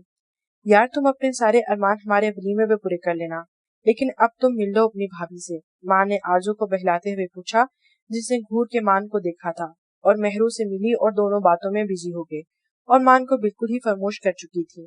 مان نے افسوس سے نفی میں سر ہلایا اور کمرے سے نکل گیا، کیونکہ وہ جانتا تھا کہ اب ان کی باتیں ختم نہیں ہوں گی۔ مہرو کو آرزو بہت پسند آئی تھی۔ آرزو نے کہا، بھابھی میں آپ کو گھر دکھاتی ہوں۔ آرزو مہرو کو گھر دکھا رہی تھی جب اسے ملازمہ نے ارشمان کا پیغام دیا کہ وہ اسے بلا رہا ہے۔ آرزو مہرو سے معذرت کرتے وہاں سے چلی گئی۔ مارزو نے کہہ دیا تھا کہ وہ خود اپنے کمرے میں چلی جائے گی۔ مہرو دوبارہ اپنے کمرے کی طرف جا رہی تھی جب کسی نے اچانک کمرے کا دروازہ کھول کر اس کا ہاتھ پکڑا اور اندر کھینچ لیا۔ مہرو نے غصے سے اپنے ہاتھ پکڑنے والے کی طرف دیکھا تو علی دان اپنی خونخوار نظروں سے اسے گھور رہا تھا۔ مہرو نے اسے اپنا ہاتھ چھڑایا اور کچھ فاصلے پر کھڑی ہوئی۔ تمہیں کیا لگتا ہے میرے بھائی کو اپنی خوبصورتی کے جال میں پھنسا کر تم اپنے مقصد میں کامیاب ہو جاؤ گی؟ تو یہ تمہاری بہت بڑی بھول ہے مہرو، علی دان نے مہرو کو دوبارہ بازو سے پکڑتے ہوئے ایک ایک لفظ چبا کر کہا۔ اور تمہیں کیا لگا صرف تم ہی دلوں کے ساتھ کھیل سکتے ہو، لوگوں کو دھوکہ دے سکتے ہو؟ نہیں علی دان ملک، نہیں، تم نے بھی مجھے اس کام میں اپنا ماہر بنا دیا ہے، اور یقین کرو یہ طریقہ کار میں نے تم سے ہی سیکھا ہے کہ ایک انسان مزید گھٹیا کیسے بن سکتا ہے۔ اور اپنے الفاظ کی درستگی کر لو مسٹر ملک، میرا ارادہ نہ تو تمہیں دوبارہ دیکھنے کا تھا اور نہ ہی تمہارے گھر آنے کا۔ تمہارے بھائی نے زبردستی مجھ سے نکاح کیا، لیکن اب میں نے یہاں آ کر سوچا ہے کہ کیوں نہ تمہارے گھر والوں کو بھی تمہاری اصلیت سے آگاہ کیا جائے۔ تمہاری بہت عزت کرتے ہیں یہ سب لوگ، اب میں کسی شیطان کی عزت ہوتے تو نہیں دیکھ سکتی، تو میں تمہاری مدد ضرور کروں گی، تمہارا اصل چہرہ تمہارے گھر والوں کے سامنے لاؤں گی، اور ان کو بھی تو معلوم ہونا چاہیے کہ اس خوبصورت چہرے کے پیچھے ایک درندہ چھپا ہوا ہے جو ہمیشہ شکار کی تلاش میں رہتا ہے، مہرو نے طنزیہ انداز میں کہا۔ اسے ابھی بھی علی دان کی سوچ پر افسوس ہو رہا تھا۔ اسے لگتا تھا کہ مہرو نے اس کے بھائی کو اپنے جال میں پھنسا کر نکاح کیا تاکہ وہ علی دان سے بدلہ لے سکے، اور یہ نیک کام میں بہت جلد سر انجام دینے والی ہوں۔ مہرو نے اپنے بازو علی دان کی گرفت سے آزاد کرتے ہوئے تمسخرانہ انداز میں کہا، تم ایسا کچھ نہیں کرو گی، نہ گھر والوں کو کچھ بتاؤ گی اور نہ ہی مارج کو کسی کو بھی کسی بات کی بھنک نہیں ہونے دو گی۔ اگر تم نے کچھ ایسا ویسا کیا تو پوری زندگی اپنی بیٹی کا چہرہ دیکھنے کے لیے ترس جاؤ گی، علی دان نے اپنے غصے پر قابو پاتے ہوئے کہا۔ ہو، میں تو سچ میں ڈر گئی، مہرو نے لہجے میں گھبراہٹ لاتے ہوئے کہا۔ میری بات غور سے سنو علی دان ملک، مجھے کل بھی اوپر والے پر بھروسہ تھا اور آج بھی ہے، تمہاری کسی دھمکی سے میں نہیں ڈرتی، اور ایک اہم بات، تم سے بدلہ لینے کے لیے مجھے تمہارے بھائی سے نکاح کرنے کی ضرورت نہیں تھی، میں اکیلے ہی کافی تھی، اور اگر آئندہ مجھے چھونے کی کوشش بھی کی تو میں بہت برا پیش آؤں گی، مہرو نے حقارت سے کہا اور وہاں سے چلی گئی۔ میں بھی دیکھتا ہوں ایک طوائف کو موم کتنے دن اس گھر میں رہنے دیتی ہیں، علی دان نے اپنی مٹھیاں پیچھتے غصے سے کہا۔ ایزل اس دن کے بعد آفس نہیں آئی تھی۔ عاقف بھی حیران تھا ایسا بھی کیا ہو گیا کہ وہ آفس نہیں آئی، اور عاقف کا فون بھی نہیں اٹھا رہی تھی۔ آخر کار اس نے ایزل کے گھر جانے کا سوچا۔ وہ نہیں جانتا تھا کہ اس کا چھپ کر ایزل کے گھر جانا کیا مصیبت کھڑی کرنے والا ہے۔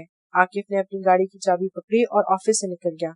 ایزل اپنی بھابھی کے سامنے کم ہی جاتی تھی۔ اس وقت وہ اپنے کمرے میں بیٹھی اپنے خیالوں میں گم تھی جب اسے کھڑکی کھلنے کی آواز آئی۔ ایزل نے چونک کر کھڑکی کی طرف دیکھا تو عاقف کو وہاں کھڑے دیکھ کر ایزل شاکڈ ہو گئی تھی۔ اس کا بھائی گھر ہی پہ تھا اور عاقف کو اس کے کمرے میں دیکھ لیتا تو اس کی جان لینے میں ایک سیکنڈ بھی نہ لگاتا۔ آپ یہاں کیا کر رہے ہیں؟ ایزل نے بھکلائے انداز میں کہا۔ تم آفس کیوں نہیں آ رہی؟ عاقف نے ایزل کے سوال کو اگنور کرتے ہوئے پوچھا۔ دیکھو ابھی پلیز یہاں سے چلے جاؤ، اگر کسی نے دیکھ لیا تو میرے لیے بہت بڑی مشکل ہو جائے گی، ایزل نے عاقف کے سامنے کھڑے ہوتے ہوئے کہا۔ اور ایزل کی بھابھی جو اسے بلانے کے لیے آئی تھی اس کے کمرے سے کسی لڑکے کی آواز سن کر حیران ہوئی۔ یہی صحیح موقع تھا۔ اس نے اپنے شوہر کو بلایا اور ایزل کے کمرے کے باہر کھڑا کر دیا۔ ایزل کسی کو کمرے سے جانے کا کہہ رہی تھی۔ عاقف نے جانے سے پہلے کہا کہ کل آفس ضرور آنا، کیونکہ ایزل کی شکل دیکھ کر اسے بھی اپنی غلطی کا احساس ہوا تھا۔ اس نے یہاں آ کر ٹھیک نہیں کیا، اس لیے وہ کہہ کر چلا گیا۔ لیکن پیچھے ایزل بنا کسی جرم کے مجرم بننے والی تھی۔ اس کے بھائی نے بھی کسی لڑکے کی آواز سن لی تھی، اور ایک لڑکی کے کمرے میں کسی غیر مرد کا ہونا کسی کی نظروں میں بھی شک پیدا کر سکتا ہے۔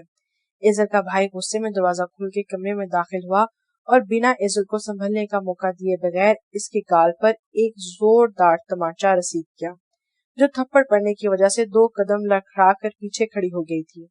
ایزل اپنے چہرے پر ہاتھ رکھے حیرانگی سے اپنے بھائی کو دیکھ رہی تھی، جس نے آج پہلی بار اس پر ہاتھ اٹھایا تھا۔ بھائی میری بات تو سنیں، جیسا آپ سمجھ رہے ہیں ویسا کچھ بھی نہیں، ایزل نے روتے ہوئے صفائی دینا چاہی۔ وہ سمجھ چکی تھی کہ اس کا بھائی عاقف کی آواز سن چکا ہے، جس بات کا ڈر تھا وہی ہوا۔ تمہیں میں پاگل لگتا ہوں؟ تمہارے کمرے سے آتی کسی لڑکے کی آواز میں نے اپنے کانوں سے سنی ہے۔ اس دن کون تھا وہ لڑکا جس نے تمہارا ہاتھ پکڑا تھا اور کیا بکواس کر رہا تھا؟ اور میں نے سب کچھ سنا اور دیکھا تھا۔ اتنا سب کچھ ہونے کے باوجود بھی خاموش رہا، لیکن تم اپنی حرکتوں سے باز نہیں آئی، اور آج لڑکے تمہیں ملنے تمہارے کمرے میں آ رہے ہیں۔ تمہاری جیسی بد چلن لڑکی میرے گھر نہیں رہ سکتی، ایزل کے بھائی نے غصے سے کہا۔ آنکھیں اس کی اتنی سرخ ہو رہی تھی جیسے ان میں سے خون نکل آئے گا۔ بھائی میری بات کا یقین کریں، میں نے کچھ بھی ایسا نہیں کیا جس سے آپ کی عزت پر بات آئے، ایزل نے اپنے بھائی کو دیکھتے ہوئے روندی آواز میں کہا، تو اس کی کہیں آواز دب سی گئی تھی۔ اس کی بھابھی چہرے پر فاتحانہ مسکراہٹ لیے کھڑی تھی۔ اس کا کام ہو چکا تھا۔ ابھی کے ابھی میرے گھر سے نکل جاؤ ورنہ دھکے دے کر نکال دوں گا۔ نکل جاؤ میرے گھر سے، ایزل کے بھائی نے دروازے کی طرف اشارہ کرتے ہوئے سخت لہجے میں کہا۔ بھائی یہ آپ کیا کہہ رہے ہیں؟ میں کہاں جاؤں گی؟ ایزل نے روتے ہوئے کہا۔ تم ایسے نہیں مانو گی، ایزل کے بھائی نے کہا اور اسے بازو سے پکڑتے گھسیٹتا ہوا کمرے سے باہر لے گیا۔ آج کے بعد تمہارا بھائی تمہارے لیے مر چکا ہے، دوبارہ کبھی مجھے اپنی شکل مت دکھانا، ایزل کے بھائی نے کہتے ہی دروازہ بند کر لیا تھا۔ ایزل ششتر کھڑی بند دروازے کو دیکھ رہی تھی جو اس کا بھائی اس کے منہ پر بند کر کے چلا گیا تھا۔ ہوش میں آتے ہی اس نے دروازے کو پیٹنا شروع کیا۔ بھائی پلیز دروازہ کھولیے، ایک بار میری بات تو سن لیں، پلیز بھائی، ایزل روتے بھلکتے دروازہ زور سے پیٹتے ہوئے کہہ رہی تھی۔ لیکن دروازہ کسی نے نہیں کھولا اور وہاں سے گزرتے ہوئے لوگ ایزل کو حقارت سے دیکھ رہے تھے۔ ایزل شام تک گھر باہر بیٹھی رہی، انتظار کرتی رہی، لیکن اس کے بھائی نے دروازہ نہیں کھولا تھا تو ایک نظر اپنے گھر پر ڈالی اور وہاں سے چلی گئی، کیونکہ اسے یقین ہو گیا تھا کہ اب اس کا بھائی اس کے گھر میں رہنے کی اجازت نہیں دے گا۔ وہ نہیں جانتی تھی کہ اس نے کہاں جانا ہے، اس کے بھائی کے سوا اس دنیا میں اس کا کوئی نہیں تھا۔ اگلے اس کے ساتھ کیا ہونے والا تھا وہ خود بھی بے خبر تھی، لیکن ان سب کا ذمہ دار صرف ایک انسان تھا اور وہ تھا عاقف مرتضیٰ۔ اس کی وجہ سے ایزل کے بھائی نے اسے گھر سے نکال دیا تھا۔ کہاں تھی تم؟ اشرمان نے دروازے سے اندر داخل ہوتے ہوئے آرزو سے پوچھا۔ بھابھی کو گھر دکھا رہی تھی، آرزو نے عام سے لہجے میں کہا۔ بھابھی سے تو بہت جلد گھل مل گئی ہو، لیکن مجھے تو بچپن سے جانتی تھی، پھر بھی مجھ پر یقین نہیں کیا۔ آخرکار ارشمان کے منہ سے شکوہ نکل ہی آیا تھا۔ آرزو نے چونک کر ارشمان کو دیکھا جو سنجیدگی سے آرزو کو دیکھ رہا تھا۔ ارشمان، غلطی انسانوں سے ہوتی ہے، مجھ سے بھی ہوئی اور میں اپنی غلطی پر شرمندہ بھی ہوں۔ تم جو سزا دینا چاہتے ہو دے سکتے ہو، میں تمہیں منع نہیں کروں گی۔ میں جانتی ہوں میں بھی تمہاری تکلیف کا باعث ہوں، لیکن ہو سکے تو مجھے معاف کر دو، آرزو نے ارشمان کے چہرے کی طرف دیکھتے ہوئے کہا۔ ہم واپس کب جا رہے ہیں؟ آرزو نے الماری کھولتے ہوئے پوچھا۔ جب تم جانا چاہو، ارشمان کہہ کر رکا نہیں تھا اور کمرے سے نکل گیا تھا۔ آرزو کے چہرے پر بے ساختہ مسکراہٹ آ گئی، شاید وہ آرزو کی بات کو سمجھ گیا تھا۔ مان کو ایک ضروری کام تھا، اس لیے وہاں گھر سے باہر نکلنے والا تھا جب کسی نے اس کا ہاتھ پکڑا۔ مان نے رک کر حیرانگی سے مقابل کو دیکھا کیونکہ ایسی حرکت کوئی نہیں کر سکتا تھا۔ کومل مان کو غصے سے دیکھ رہی تھی۔ ماں نے کومل کا ہاتھ جھٹکا اور انگلی اٹھا کر اسے وارن کیا۔ آئندہ اگر مجھے ہاتھ لگانے کی کوشش کی تو تمہارے ہاتھ کاٹ دوں گا، اور ٹرسٹ می، بنا ہاتھوں کے تم بہت بری لگو گی، ماں نے سخت لہجے میں کہا اور وہاں سے چلا گیا۔ اس وقت اسے دیر ہو رہی تھی ورنہ اچھے سے وہ کومل کی کلاس لیتا۔ تم ابھی بھی مجھے نہیں جانتی، مارج ملک کومل کس حد تک جا سکتی ہے۔ اپنے پیار کو حاصل کرنے کے لیے اگر مجھے کسی کو جان سے بھی مارنا پڑے تو میں مار دوں گی۔ تمہیں میں کسی بھی حال میں حاصل کر لوں گی، پھر چاہے مجھے تمہاری بیوی کی جان ہی کیوں نہ لینی پڑے، کومل نے دانت پیستے ہوئے جنونی انداز میں کہا۔ اس کی نفرت اور جنون کس حد تک جانے والی تھی یہ تو وقت ہی بتانے والا تھا۔ مارج مروہ تک پہنچ گیا تھا۔ مروہ کی شکل اپنی ماں سے بہت مشابہت رکھتی تھی، یہ مروہ کو دیکھ کر اسے پتہ چل گیا تھا۔ علی دا نے ایک چھوٹے سے گھر میں اسے رکھا ہوا تھا اور ایک عورت تھی جو مروہ کا خیال رکھتی تھی۔ مارج مروہ کو اپنی گود میں لیے غور سے دیکھ رہا تھا، جو مارج کو دیکھ کر مسکرا رہی تھی اور اپنے ہاتھوں سے مان کے چہرے کو پکڑنے کی کوشش کر رہی تھی۔ مان نے مسکراتے ہوئے مروہ کی گال کو پیار سے چوما۔ میری بیٹی تو اپنی ماما جیسی ہے، لیکن زیادہ پیار آپ سے پاپا کرتے ہیں۔ مان مروہ سے ایسے باتیں کر رہا تھا جسے وہ مان کی ساری باتیں سمجھ رہی ہو، اور مروہ نے مان کی بات پر ہنس کر ثابت کیا کہ وہ مان کی بات سمجھ گئی ہے۔ آپ کون ہیں؟ جو عورت مروہ کی دیکھ بھال کر رہی تھی اس نے مان کو دیکھتے ہوئے پوچھا۔ میں اس بچی کا باپ ہوں اور میں اب اپنی بچی کو لینے آیا ہوں، مان نے سنجیدگی سے کہا۔ لیکن علی دان سر نے تو کہا تھا کہ اس بچی کا اس دنیا میں کوئی نہیں، اس عورت نے حیرانگی سے پوچھا۔ اس نے جھوٹ بولا، اگر تم چاہتی ہو کہ میں تمہیں پولیس کے حوالے نہ کروں تو خاموشی سے یہاں سے چلی جاؤ، ماں نے سرد لہجے میں کہا۔ پولیس نہیں صاحب، ایسا نہ کرے گا، مجھے نہیں معلوم تھا کہ علی دان سر نے جھوٹ بولا ہے، میں یہاں سے جا رہی ہوں۔ لیکن آپ کے پاس کیا ثبوت ہے کہ یہ بچی آپ کی ہے؟ آپ بھی تو جھوٹ بول سکتے ہیں، اس عورت نے گھورتے ہوئے پوچھا۔ تم ایسا کرو، میرے ساتھ چلو، میں تمہیں اس کی ماں سے بھی ملوا دوں گا، پھر پولیس سے تم خود ہی نپٹ لینا، ماں نے سیریس انداز میں کہا۔ نہیں ٹھیک ہے، میں جا رہی ہوں، اس عورت نے بھکلا کر کہا اور وہاں سے چلی گئی۔ مان نے مسکرا کر مروہ کو دیکھا اور اسے لے کر وہاں سے نکل گیا۔ اب اسے کسی بات کی پرواہ نہیں تھی، مروہ اور مہرو اس کے پاس تھی اور اب مان سکون سے اپنی زندگی میں مہرو اور مروہ کے ساتھ گزارنا چاہتا تھا، لیکن اسے آنے والے طوفان سے وہ بھی ناواقف تھا۔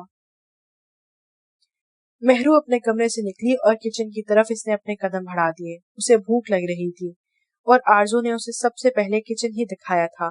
مان اس کے بعد کمرے میں نہیں آیا تھا، شاید وہ گھر پہ نہیں تھا، لیکن مہرو نے بھی سوچ لیا تھا جو جیسا مہرو سے پیش آئے گا وہ بھی ویسا ہی پیش آئے گی۔ رابعہ بیگم کچن میں ہی تھی، مہرو کو دیکھ کر تو پہلے وہ حیران ہوئی، پھر حیرانگی کی جگہ غصے نے لے لی تھی۔ تم یہاں کیا کری ہو؟ رابعہ بیگم نے غصے میں پوچھا۔ یہ کچن ہے نا، تو جب بھوک لگتی ہے تو میرے خیال سے سب اس جگہ کا رخ کرتے ہیں، مہرو نے آئیبرو اچکاتے ہوئے پوچھا۔ میرے سامنے اپنی زبان کو کنٹرول میں رکھنا، ابھی تم جانتی نہیں کہ میں کون ہوں، رابعہ بیگم نے اپنے غصے کو دباتے ہوئے کہا۔ ملازم کھڑے دونوں کی بحث کو سن اور دیکھ رہے تھے اور حیران بھی ہو رہے تھے۔ میرا بھی آپ کے بارے میں یہی خیال ہے ساسو ماں، آپ بھی مجھے بھی نہیں جانتی کہ میں کون ہوں، اور آپ کو ایک دن میں اچھی طرح جان جائیں گی۔ آپ میرے شوہر صاحب کی ناک اور آپ کو تو میں ایک ہی دن میں اچھی طرح جان گئی ہوں، آپ میرے شوہر صاحب کی نک چڑی ماں اور میری ساسو ماں ہیں۔ لیکن میرے زیادہ منہ مت لگے گا، میں ویسی بہو ہرگز نہیں کہ ساس کچھ بھی کہتی رہے اور بہو بس جی حضوری کرتی رہے، مہرو نے رابعہ کی آنکھوں میں آنکھیں ڈال کر تمسخرانہ انداز میں کہا اور ملازمہ کو کمرے میں کھانا لانے کا کہہ کر کچن سے نکل گئی۔ رابعہ تو حیرت کے مارے وہیں کھڑی رہی. اسے مہرو معصوم سی لگی تھی لیکن ان کی سوچ غلط تھی. رابعہ ہوش میں آتے ہی ملازموں پر برسنے لگی کیونکہ آج سے پہلے کبھی نہیں ہوا تھا کہ کسی نے رابعہ سے اونچی آواز میں بات بھی کی ہو. لیکن رابعہ نے بھی سوچ لیا تھا کہ مہرو کو کس طرح ہینڈل کرنا ہے. وہ کیسے بھاگ سکتی ہے اس کے بارے میں تو کسی کو بھی معلوم نہیں تھا. عمیر نے پریشانی سے علی دان کو کہا جو خود حیران تھا کہ نایاب کیسے بھاگ گئی. کچھ تو ایسا ضرور ہے جو ہمیں نظر نہیں آ رہا. علی دان نے اپنے سامنے بیٹھے پٹیوں میں جھگڑے عمیر کو کہا. اب تو کیا کرے گا؟ عمیر نے علی دان کو دیکھتے ہوئے پوچھا جس کے چہرے پر پرسرار سے مسکراہٹ آ گئی تھی. میرا کام بس موم کو یہ بتانا ہے کہ مہرو ایک طوائف ہے. آگے کا کام وہ خود کر لیں گی. علی دان نے صوفے سے ٹیک لگاتے ہوئے کہا. اور اگر مہرو نے سارا سچ گھر والوں اور مالج کو بتا دیا تو؟ عمیر نے علی دان کے چہرے کے تاثرات کو دیکھتے ہوئے پوچھا. وہ کبھی نہیں بتائے گی. اس کی بیٹی میرے پاس ہے اور اگر وہ بتا بھی دیتی ہے تو تمہیں کیا لگتا ہے میرے گھر والے یا میرا بھائی اس طوائف پر یقین کرے گا؟ ہرگز نہیں. ڈیڈ کل کی آئی لڑکی پر تو کبھی یقین نہیں کریں گے. تم بس دیکھتے جاؤ اب میں کیا کرتا ہوں. علی دان نے کہکا لگاتے ہوئے کہا. لیکن عمیر کو لگ رہا تھا کہ اس بار علی دان بری طرح پھنسنے والا ہے. ہر بار قسمت ساتھ نہیں دیتی. یہ صرف عمیر سوچ ہی سکتا تھا. کہنے کی اسے ہمت نہیں تھی. بھائی یہ لڑکی کون ہے؟ کومل جو فضا کو لے کر باہر آئی تھی اپنے موڈ ٹھیک کر سکے سائم کے ساتھ ایک لڑکی کو دیکھ کر حیران ہوئی تھی. ایک پل کے لیے تو سائم بھی صورتحال دیکھ کر بھکلا گیا لیکن جلدی ہی اس نے اپنے تاثرات پر قابو پا لیا. تم دونوں گھر چلو پھر بتاتا ہوں. سائم نے تحمل سے کہا. بھائی مجھے ابھی جواب چاہیے. کہیں آپ نے بھی مان کی طرح چھپ کر نکاح تو نہیں کر لیا؟ کومل نے مشکوک انداز میں پوچھا. ہم لوگ اس وقت گھر پہ نہیں. تم اپنی تحقیقات گھر جا کر کر لینا. باہر میں کسی قسم کا تماشا نہیں چاہتا. سائم نے کومل کو تنبیہ کرتے ہوئے کہا. چلیں پھر گھر جا کر ہی بات کر لیتے ہیں. لیکن ماما خالہ کی طرف ہیں تو آپ ہمیں یہ بھی بتا دیں گے کہ کس گھر جانا ہے. کومل نے تیکھے لہجے میں پوچھا. جہاں تمہارا دل کرے آ جانا.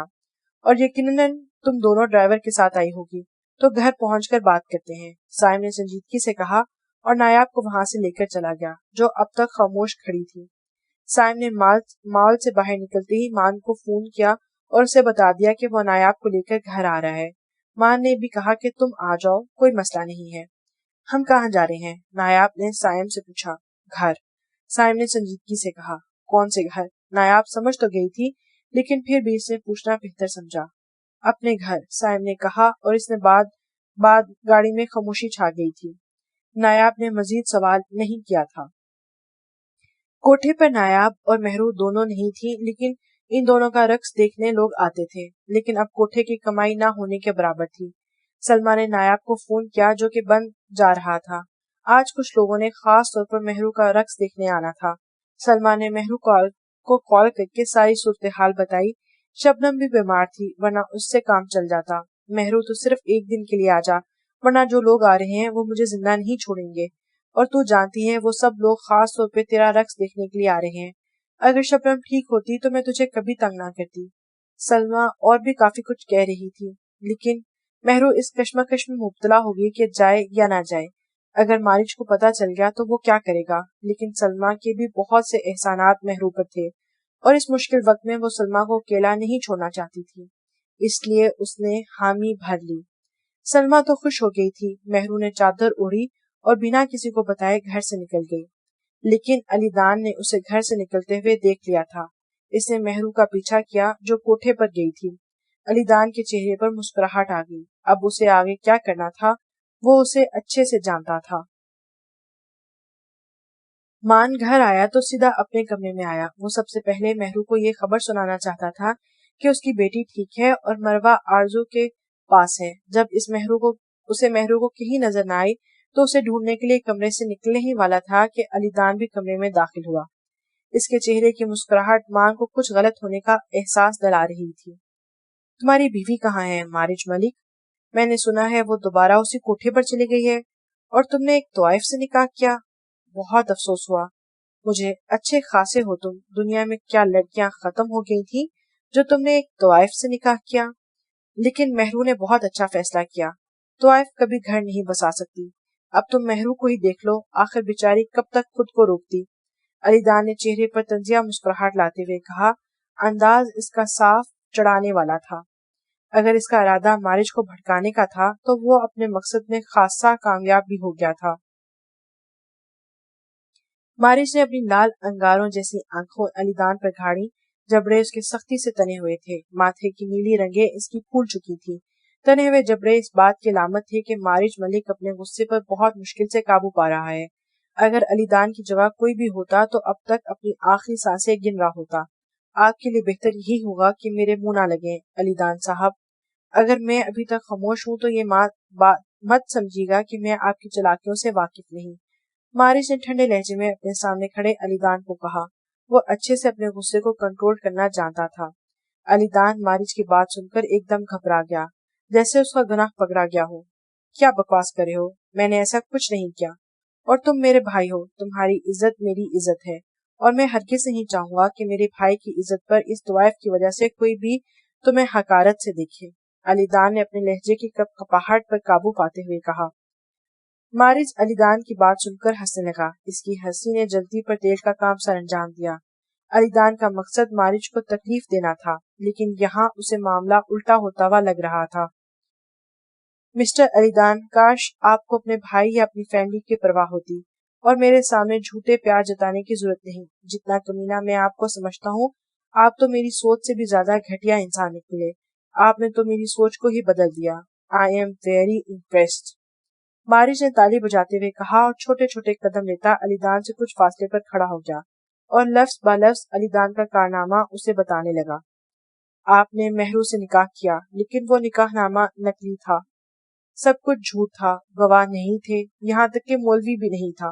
آپ نے مہرو کو دکھانے کے لیے نقلی نکاح نامہ بنایا اور اس پر مہرو کے دستخط لیے، اور وہ بیچاری یہی سمجھی کہ اس کا نکاح ہو گیا ہے، جبکہ وہ اس بات سے ناواقف تھی کہ نکاح تو ہوا ہی نہیں۔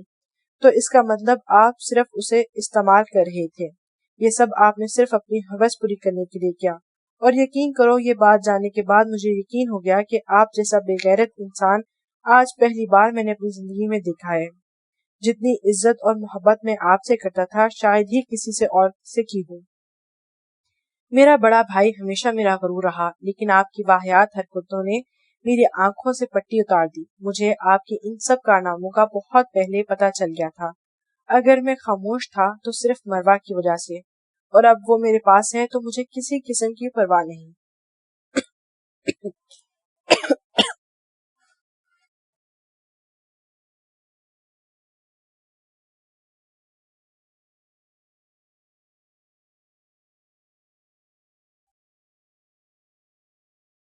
مارج نے سینے پر ہاتھ باندھے ہوئے عام سے لہجے میں کہا، اور یہ بات کہتے وقت اس وقت اسے جس قدر تکلیف محسوس ہو رہی تھی اس سے صرف مارج کے علاوہ اللہ گواہ تھا۔ مارج کا تیکھا لہجہ علی دان کو بہت کچھ باور کروا گیا تھا۔ اگر مہرو کا نکاح آپ کے ساتھ نہیں ہوا تو اس کا مطلب جس بچی کو میں نے دیکھا وہ پھر آپ کی ناجائز اولاد ہوئی۔ مارج نے کرخت لہجے میں کہا۔ مان، تم حد سے زیادہ بڑھ رہے ہو، اپنی اوقات میں رہو، علی دان نے گرجدار آواز میں کہا۔ میں تو اپنی اوقات میں ہی ہوں علی دان صاحب، لیکن لگتا ہے آپ اپنی اوقات بھول رہے ہیں، اور مان کہنے کا حق آپ کھو چکے ہیں۔ میرا نام مارج ہے۔ مارج نے طنزیہ مسکراہٹ علی دان کی طرف اچھالتے ہوئے کہا۔ میں نے مہرو سے نکاح کیا تھا، علی دان نے اپنے لہجے میں پختگی لاتے ہوئے کہا۔ اگر مارج کو سب معلوم ہو گیا تھا تو علی دان نے اپنی صفائی دینا بھی ضروری سمجھا۔ کم آن، مجھ سے جھوٹ بولنے کا اب کوئی فائدہ نہیں۔ آپ نے جن پیپرز پر مہرو سے سائن کروائے تھے وہ پیپرز میرے پاس موجود ہیں، جو کہ جعلی نکاح نامہ تھا۔ اس پیپر پر صرف مہرو اور کسی بازل نامی لڑکے کے دستخط ہیں، باقی کے سارے خانے بھی خالی تھے، اور ایسا نکاح تو میں نے اپنی زندگی میں پہلی بار دیکھا ہے جس میں صرف لڑکی کے سائن کے علاوہ کسی اور لڑکے کا نام موجود تھا۔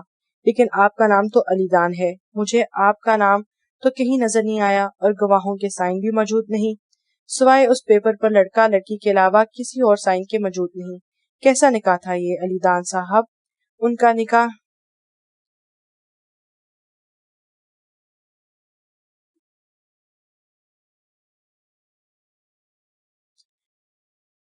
لیکن مجھے تو علی دان کی جگہ کسی بازل نامی انسان کی دستخط نظر آئے۔ ویسے بازل کون ہے؟ پھر تو مہرو کا نکاح کسی بازل سے ہوا، مارج نے سوچنے والے انداز میں کہا۔ اور ہاں، نقلی نکاح نامہ مجھے عامر نے لا کر دیا، آپ کا وجود جو آپ کا گھٹیا دوست ہے عمیر، اس طرف میرے بہت سے حساب نکلتے ہیں، اسے کہے گا تیار رہے، آپ دونوں سے تو میں بعد میں نپٹ لوں گا، مارج نے سخت لہجے میں کہا اور روم سے نکل گیا۔ پیچھے علی دان نے سختی سے اپنے ہاتھ کی مٹھی بنا کر اپنا غصہ کنٹرول کیا تھا۔ مارج گھر سے باہر نکلتے ہی غصے میں گاڑی میں آ بیٹھا۔ جتنے تحمل کا مظاہرہ اس نے علی دان کے سامنے کیا تھا، یہ بات وہی جانتا تھا۔ مہرو، تم نے گھر سے نکل کر اور میری بات نہ مان کر بہت بڑی غلطی کی۔ جب میں نے تمہیں کہا تھا کہ اب تم کوٹھے پر نہیں جاؤ گی تو تم نے میری بات کیوں نہ مانی؟ مارج نے غصے میں گاڑی سٹارٹ کرتے ہوئے خود سے کہا، اگر مہرو اس وقت اسے دیکھ لیتی تو کبھی بھی گھر سے باہر نکلنے کی غلطی نہ کرتی۔ مارج نے اپنی گاڑی کوٹھے والے راستے پر ڈال دی تھی۔ مارج نے کوٹھے کے باہر اپنی گاڑی روکی اور غصے میں گاڑی سے باہر نکل کر کوٹھے کے اندر داخل ہوا۔ جہاں پر مہرو وہاں پر بیٹھے لوگوں پر بجلیاں گراتی رقص کرنے میں مصروف تھی۔ یہ منظر دیکھتے ہی مارج کا خون کھول اٹھا اور وہاں بیٹھے لوگوں کی نظروں میں جو غلاظت تھی، مارج کا دل کر رہا تھا کہ یہاں بیٹھے ہر ایک انسان کی آنکھیں نکال لے۔ مارج نے چہرے پر سخت تیور لیے اور مہرو کے پاس جاتے ہی سختی سے اس کے بازو کو دبوچا، اس کا رخ اپنی طرف کر کے ایک زوردار تھپڑ مہرو کے چہرے پر رسید کیا تھا۔ مارج کے تھپڑ کی تاب نہ لاتے ہوئے مہرو زمین پر اوندے منہ جا گری تھی۔ پورے کوٹھے میں ایک دم سکوت چھا گیا تھا۔ مان مہرو کو بازو سے پکڑ کر گھسیٹتے ہوئے کمرے میں لے کر آیا تھا۔ کسی میں اتنی ہمت نہیں تھی کہ وہ مان کو روک سکے۔ اس کے چہرے کی وحشت نے سلما کو بھی آگے بڑھنے سے روک دیا تھا۔ مان نے کمرے میں جاتے ہی مہرو کا بازو چھوڑا جو سیدھے زمین پر جا گری تھی۔ کیا بکواس کی تھی میں نے؟ تمہیں پیار کی زبان سمجھ نہیں آتی؟ مارج نے غصے میں مہرو کو بالوں سے پکڑ کر اس کا چہرہ اوپر کرتے ہوئے پوچھا۔ مارج کا دل کر رہا تھا کہ مہرو کا چہرہ تھپڑوں سے لال کر دے کہ اسے عقل آ جائے۔ مہرو کی زبان اس وقت تالوں سے جکڑی ہوئی تھی۔ جواب میں اس کے پاس کچھ نہیں تھا۔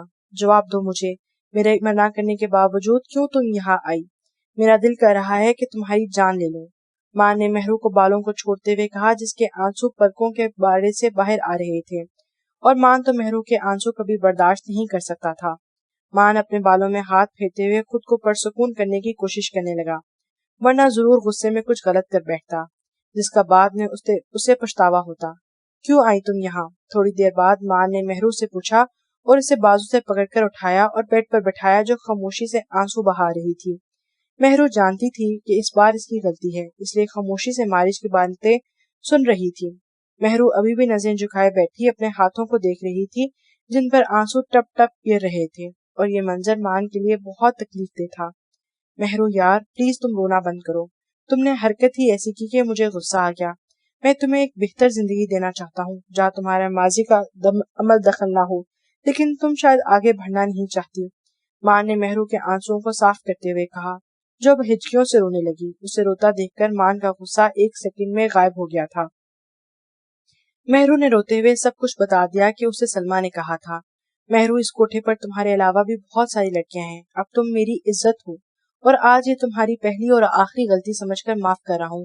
اگر آئندہ تم نے اس جگہ کا رخ کیا تو اپنے ہاتھوں سے تمہاری جان لے لوں گا، کیونکہ چھوڑ تو میں تمہیں سکتا نہیں۔ ماں نے مہرو کو تھوڑی پر پکڑ کر سخت کرتے ہوئے کہا، جس نے اسبات میں سر ہلایا تھا، ہم لوگ گھر جا رہے ہیں، اور گھر جا کر کیسی صورتحال کا سامنا کرنا پڑتا ہے میں نہیں جانتا۔ ابھی جا کر چینج کر کے آؤ، ماں نے حکمانہ لہجے میں کہا، اور مہرو کے چہرے کو دیکھا جہاں اس کے تھپڑ کے نشانات موجود تھے۔ مہرو بنا کوئی بحث کر کے چینج کرنے چلی گئی تھی۔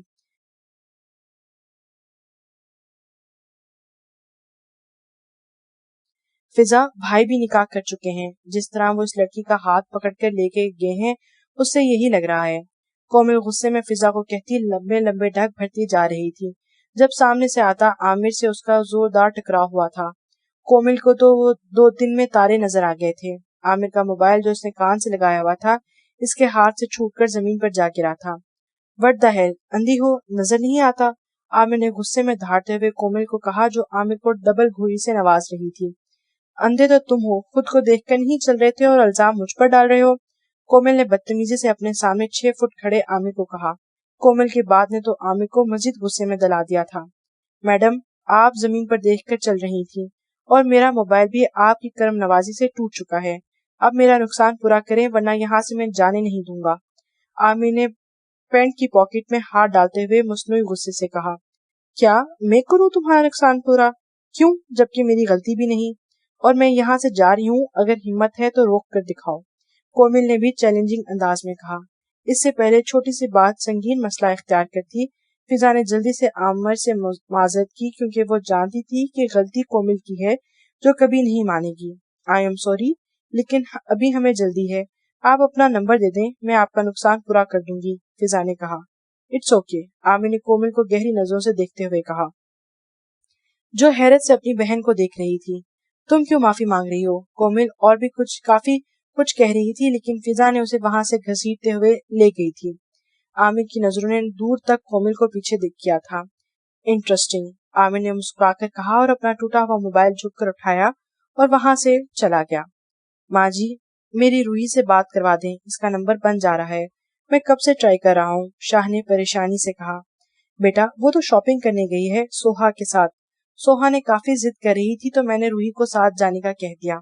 صفیہ بیگم نے جیسے ہی سوہا کا نام لیا، ریان کو تو اپنے دل کی بے چینی کی وجہ سمجھ آ گئی۔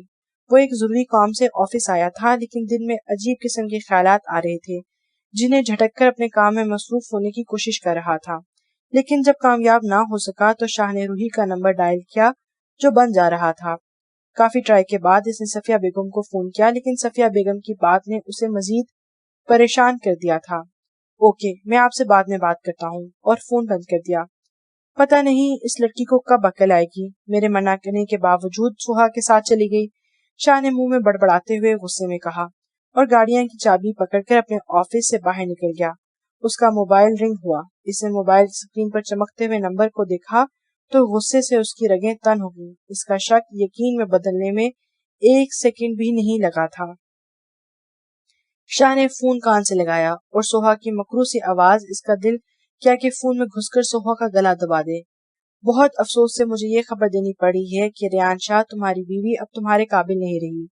چھی چھی چھی، کیا اب بھی تم اسے اپناؤ گے؟ سوہا نے کہکا لگاتے ہوئے کہا، اور جانتے ہو تمہاری بیوی کے ساتھ غلط کرنے والا کوئی اور نہیں بلکہ تمہارا باپ ہے۔ سوہا کی بات نے شاہ کے رونگٹے کھڑے کر دیے تھے، اور جو حالت اب شاہ کی ہو رہی تھی آج اس سے پہلے کبھی نہیں ہوئی تھی۔ شاہ کی آنکھوں میں اس قدر وحشت تھی کہ اگر سوہا اس کے سامنے ہوتی تو کبھی بھی بولنے کی غلطی نہ کرتی۔ شاہ نے موبائل پکڑ کر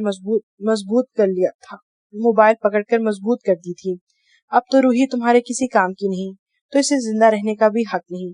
تم فکر مت کرو، یہ کام میں اپنے ہاتھوں سے سر انجام دوں گی، اسے تڑپا تڑپا کر ماروں گی، سوہا نے نفرت بھرے لہجے میں کہتے ہی فون بند کر دیا تھا۔ شاہ کو لگ رہا تھا کہ اس کی دنیا ہی اجڑ گئی۔ اس کی نظروں کے سامنے روحی کا مسکراتا ہوا چہرہ چھا گیا۔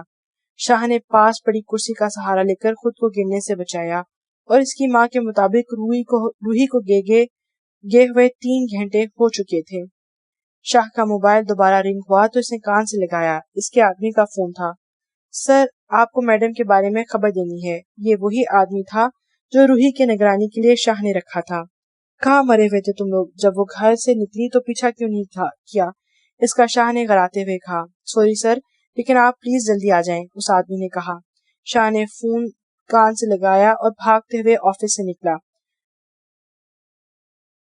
علی دان نے رابعہ بیگم کو مہرو کے خلاف بھڑکا دیا تھا اور یہ بھی بتا دیا تھا کہ وہ ایک طائف ہے۔ یہ سنتے ہی رابعہ بیگم خش کھا کر گرنے والی ہو گئی تھی۔ رابعہ نے شاداب کو فون کیا اور گھر آنے کا کہا۔ رابعہ اس قدر غصے میں تھی کہ شاداب نے بنا کچھ سوال پوچھے 10 منٹ تک گھر پہنچ چکے تھے۔ عاقف مان کی طرف آیا تھا، لیکن اسے اس صورتحال کو سمجھنے میں 1 سیکنڈ بھی نہ لگا تھا۔ اس نے مان کو فون کیا، جس نے تیسری بیل پر فون اٹھا لیا۔ کہاں مرا ہوا ہے تو، اور تیری بیوی کدھر ہے؟ عاقف نے مان کی بات سنے بغیر خود سنانے لگا تھا۔ کیا ہوا؟ مان نے عام سے لہجے میں پوچھا جو عاقف کو تپا گیا تھا۔ کمینے، تیرے گھر میں طوفان آنے والا ہے، تو جلدی گھر آ جا۔ علی دان ملک گھر پہ ہے۔ اس بار مالج کے آواز میں سرد پن کے ساتھ سنجیدگی بھی شامل تھی۔ ہاں، لیکن تو بھائی کا کیوں پوچھ رہا ہے؟ اور 1 سیکنڈ، وہ بچی کس کی ہے جو تو آرزو کے حوالے کر کے گیا تھا؟ عاقف نے یاد آنے پر پوچھا۔ تھوڑی دیر میں سب پتہ چل جائے گا۔ تو آرزو کو فون کر اور بچی کو ملک ولا میں لانے کا بول، میں بھی پہنچنے والا ہوں۔ مان نے کہتے ہی فون بند کر دیا تھا۔ مہرو خاموشی سے بیٹھی مان کی باتیں سن رہی تھی۔ تھوڑی دیر بعد گاڑی جا کر پورچ میں رکی۔ مان کے تنے ہوئے جبڑے، لہو ہوتی آنکھیں اور چہرے کے سر تاثرات آج پہلی بار مہرو کو ڈرا رہے تھے۔ اس نے مان کو کافی بار غصے میں دیکھا، لیکن آج مان پہلے والے مان سے مختلف لگ رہا تھا۔